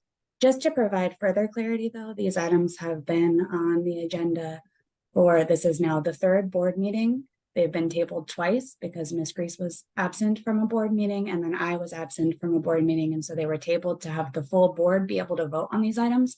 So I'm a bit perplexed by the insinuation that we haven't had enough time with these documents. We've had them for over a month. So just for as a point of clarity for the community to know, these documents we have had access to for quite some time. And these are all points that are employment contracts, which should be discussed in closed session, which they have not.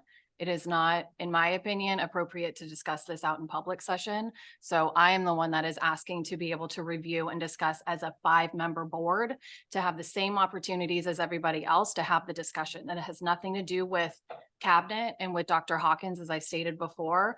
I fully support everything that they have done. They're an amazing team, but as a board, it is us to discuss employment contracts and that's what should be done.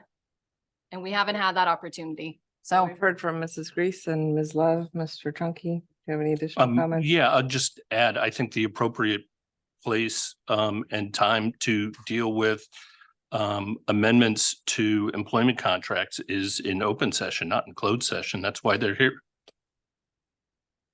Want to add anything, Mr. Watson? Okay.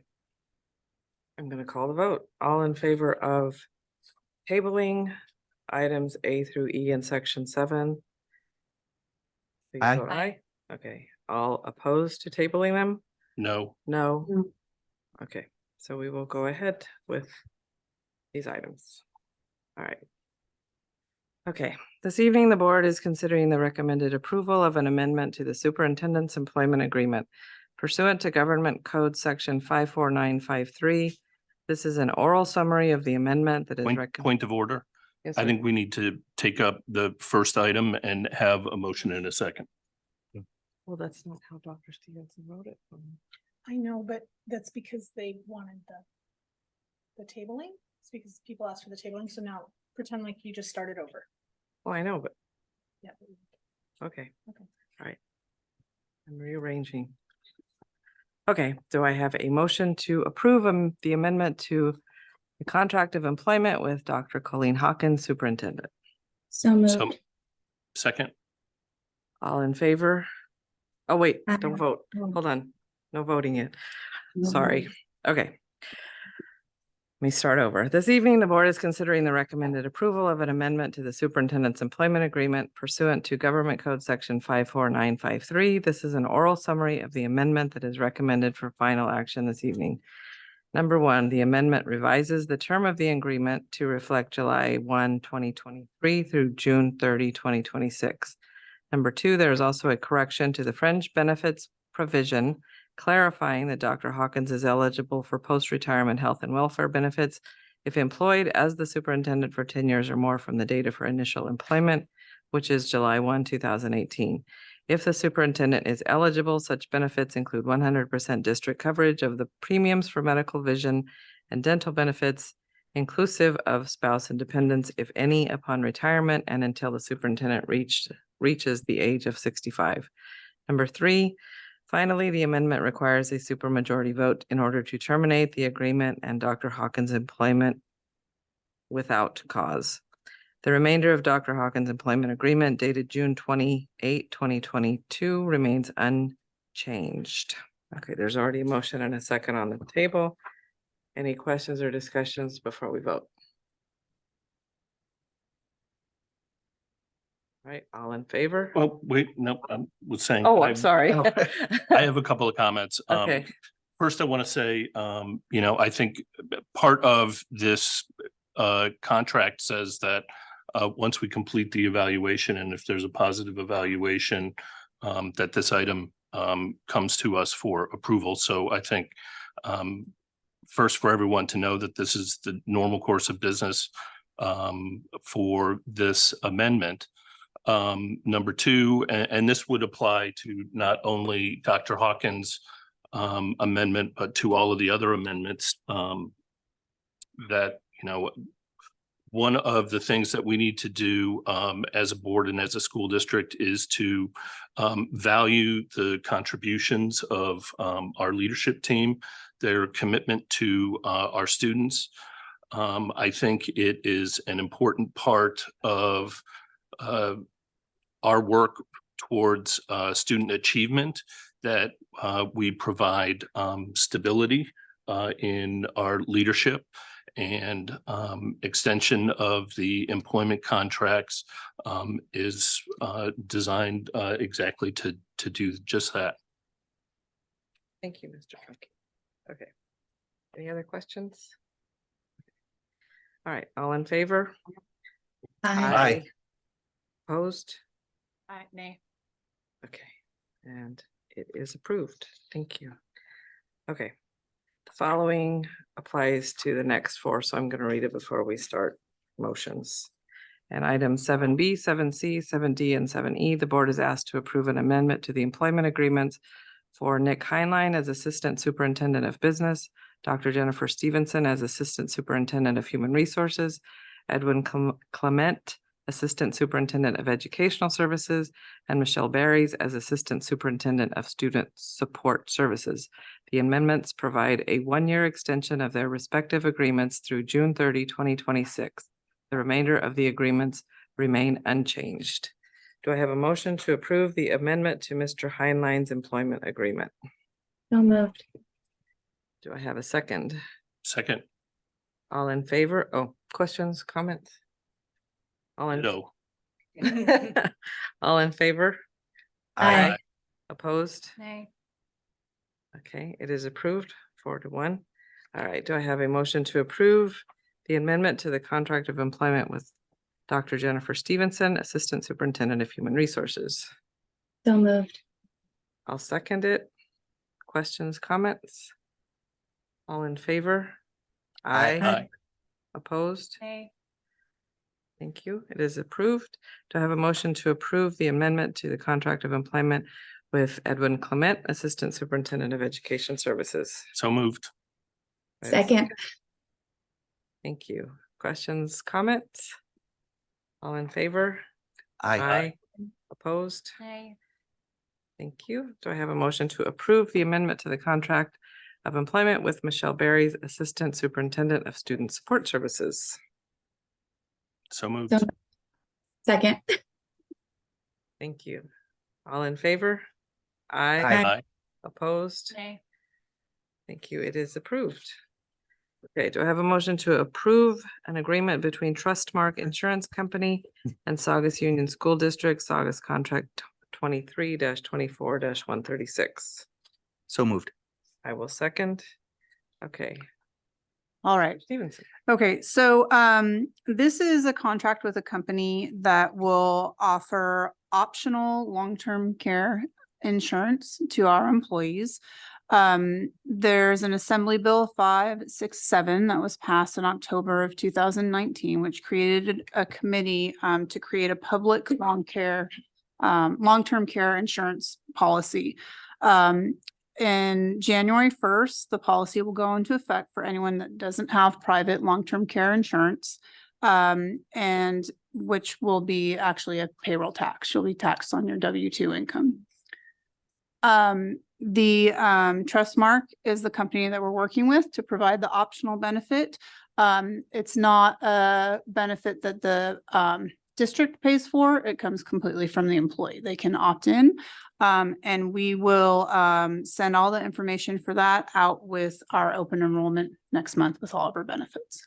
So this is the advantage to the private is there's a couple of them. It could possibly be less because we don't know what the state's going to be charging, and the state could change the cost at any time.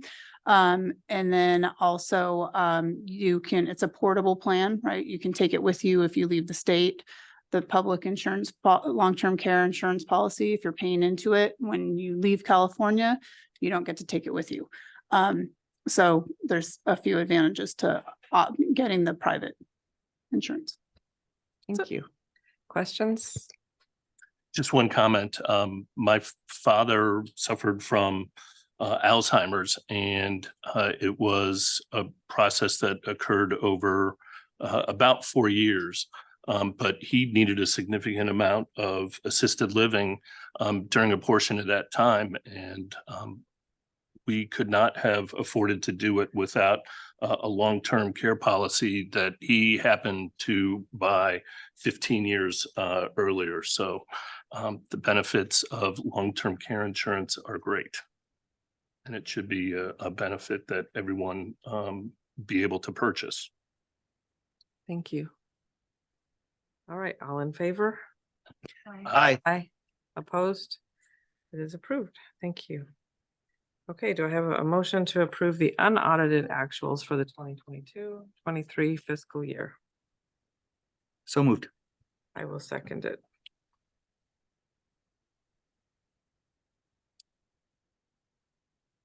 We are a board meeting early. This typically goes to our first meeting in September. Wow. So we're super happy about that. What? Ready for me? Yeah. Okay, am I talking into the microphone this time? I always have a problem with the microphone. Yeah, I've been upstairs so excited that I've actually been putting all the audit stuff together for the auditors, so they already have all the the ledgers and everything. So this is a 22-23 unaudited actuals, and as you remember, it's basically we look at what we said we were going to do, how we were hoping to end the year, and how we actually ended the year with revenue and expenses. And as you know, nothing is going to be 100% perfect because there's some things that are higher, some things that are lower. So what I've done here is I've just kind of outlined the major differences so you can see them. So in June, when we presented the budget, we also presented our estimated actuals. And the first slide is unrestricted revenue. So we'll do unrestricted and restricted. And the main changes are under federal revenue is forest reserve funds. And what those are is we get funding from the federal government for any of our students who live in the forest. And we had a few, so I submit the information from the demographics company, and then it usually takes the end of the year for them to tell us how much we're going to receive. So we got $17,000 for that. Under state revenue, the two big buckets that really changed there is lottery. So throughout the year, we were projecting our lottery for unrestricted at $171 per annual ADA. And by year end, because the state had collected so much sales tax, it went up to $204 per ADA for lottery. So it was an increase of $321,000. We also have the new home to school transportation add-on this year, and through a bunch of calculations, it was $348,000. So we received that revenue after we had presented the budget. So those are the main things under state revenue. Under local revenue, our interest ended up being much greater than projected. It was $263,000 more that we received, and for all of our Fund 1. And we also had an energy rebate that goes into our revenue. And then this other entry, fair market value accounting entry. So as new GASBs are voted in every year, we now have to value all of our cash resources at fair market value at June 30th. So it just is a book entry. It's not an actual cash entry. So basically it shows we have had a reduction because it was ups and downs of our fair market value entry. So those are actually the big changes for unrestricted revenue. The next slide are the expenditures, and this is the one that makes me the most nervous, keeps me up at night for 3 months to see how close we're going to be, because we don't have the best tools. So I was very happy to see on unrestricted that certificate salaries were less than 1%, classified salaries, and even benefits, which is really challenging to project. So our biggest difference, even though the percent is 12.89%, if you look at the dollar amount, it's not that much of a difference. And the biggest difference was when I had projected the budget in June for estimated actuals, there were some Chromebooks and laptops and stuff like that that we didn't know were going to come in June. We thought they weren't going to come until the next year. So I reduced the budget and then they came in. And then things like custodial supplies that we needed more irrigation supplies, stuff like that. So those are the big changes there. Nothing else was really too dramatic. And the indirects, basically from estimated actuals, what those are is the overhead that we charge to the various programs. And we did not spend as much in some of the programs as I had projected. So that's that one. The next is restricted revenue. And again, I mean, federal revenue shows a 3% decrease, but really it's technically not really a decrease. The only way that I can explain it is that whatever our expenses are projected to be for restricted programs, so goes our revenue. And if I project it too higher of a expense, then I would have projected too higher revenue, and it was really an ESSER 3. So really wasn't a loss of revenue. It's really the way you account for it on the books. The state revenue did increase, and this also, as you know, with the arts music instruction grant and the learning recovery grant, there was up, there was down. They were going to give us money. They were going to take it away. Then we thought we weren't supposed to recognize it till this year because we got half last year, half this year. And then in July, they came out and said, this is what you're actually getting. You need to recognize all the revenue, even though you're not going to spend it in 22, 23. So that is, we either got all the revenue and we recognized it. So that's really what that increase is there. The next slide is restricted expenditures. And there was really, again, the salaries I was very happy with. They're pretty close. Employee benefits were pretty close.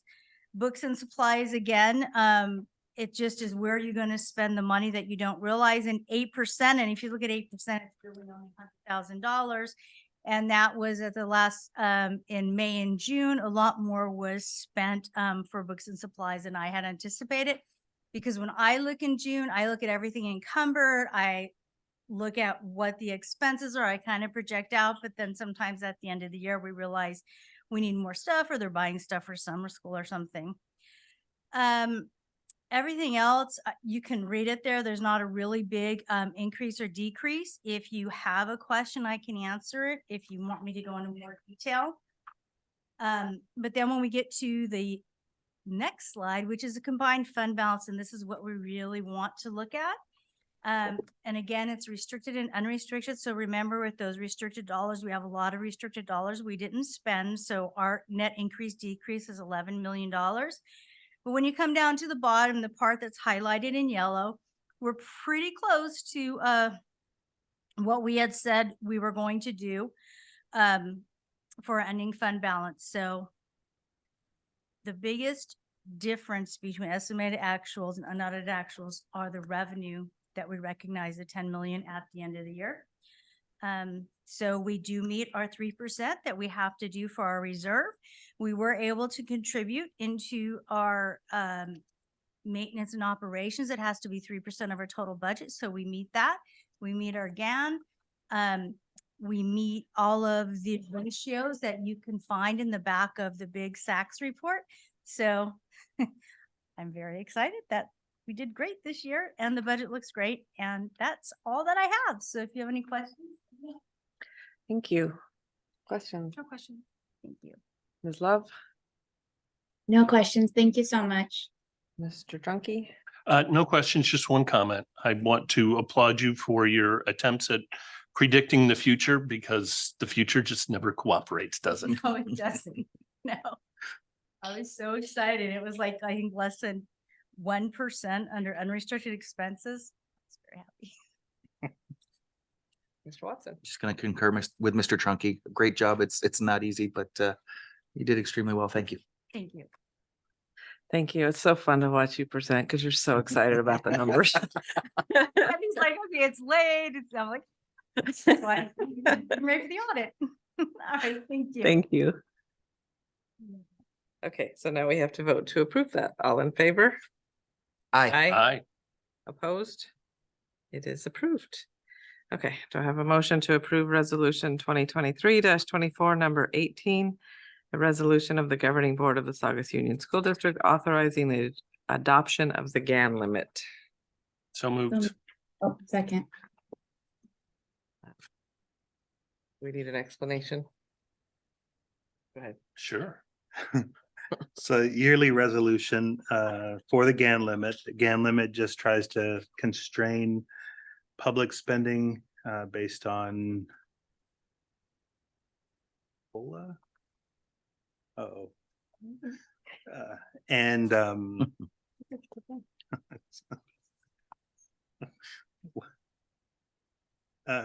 prior year limit by percent changes in per capita personal income and average daily attendance. There it is.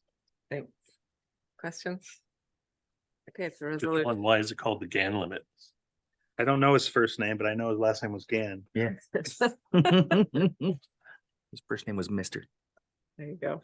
Okay, it's a resolution. Mr. Watson. All right, Ms. Grease, Aye. Ms. Love, Aye. Mr. Trunky. Aye. I vote aye. Ms. Cooper. Aye. Resolution passes 5-0. Thank you. Do I have a motion to approve the subcommittee's recommendation to appoint applicants as members of the Measure EE Citizens Oversight Committee? So moved. Second. The list. We have the list. Very excited that all positions are filled. We didn't have this luxury last time we had to do this, so this means we can start off right out of the gate with a full committee and have all of our meetings this year. So very happy. I didn't have to twist anybody's arm. They submitted their applications and it'll be nice moving forward. Questions, comments? Okay, all in Just favor? one comment. I see a couple of names that are returning members, so I want to thank them for their past service and for stepping up and agreeing to serve again. And for the new members, I want to say thank you for having the courage to fill out the application and submit it. We do. Thank you. Thank you. All in favor? Aye. Aye. Opposed? They are approved. Thank you, Mr. Heinlein. Do I have a motion to approve declaring certain district-owned property as surplus? So moved. I will second. Mr. Heinlein. There's old lunch tables, old technology and old equipment. Cool. We'd like to get rid of. Okay, questions, comments? All in favor? Aye. Aye. Opposed? It is approved. Okay. Do I have a motion to approve resolution 2023-24, number 17, a resolution of the governing board of the Saugus Union School District declaring an excused absence from a regular meeting for Cassandra Love. So moved. I will second. I don't think we need an explanation. This She is just a needs a note. note from her mom. That's what this is. Oh, okay. Okay, this is a resolution. Mr. Watson. Ms. Grease, Aye. Ms. Love. I will abstain. Okay, Mr. Trunky. Aye. I vote aye. And Ms. Cooper. Aye. The resolution passes 4-0 to 1 abstention. Thank you. Okay. At the last meeting, we discussed making a nomination for membership on the LA County Committee on School District Organization, and we tabled it to allow Mr. Trunky to talk to the person he was thinking of. That was a different thing. Oh, it was? Yes. Oh, That wasn't LA County Committee on Organization. That was CSBA Directors at Large. That's right. okay then. I don't know what this is. Do we have any nominations? Does anyone want to nominate You guys someone? tabled it. For The other nominations. one? The other one's nominated. Oh, this is brand new. This is a new one. Okay. All right. Does anyone have a suggestion for Nominations? nominations? Okay. Does anyone want to bring this back at the next meeting?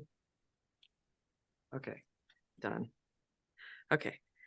Discussion of coast to coast federal advocacy trip. This is the one I went on last year. I was the only person from Santa Clarita Valley. Next year, it's April 8th through 10th. I cannot go, but I want to strongly encourage at least one of you to go. It's a great learning experience. It's also a chance to advocate. So, any questions? Okay, y'all think about it. See if you can work it in your schedule. You have plenty of time. Okay, future board meetings. Our next board meeting is September 19th. We have a closed session on September 12th. Do I have a motion to adjourn the meeting? Move to adjourn. Second. All in favor? Aye. Opposed? Aye. We are adjourned at 10:08. Thank you all. Thank you.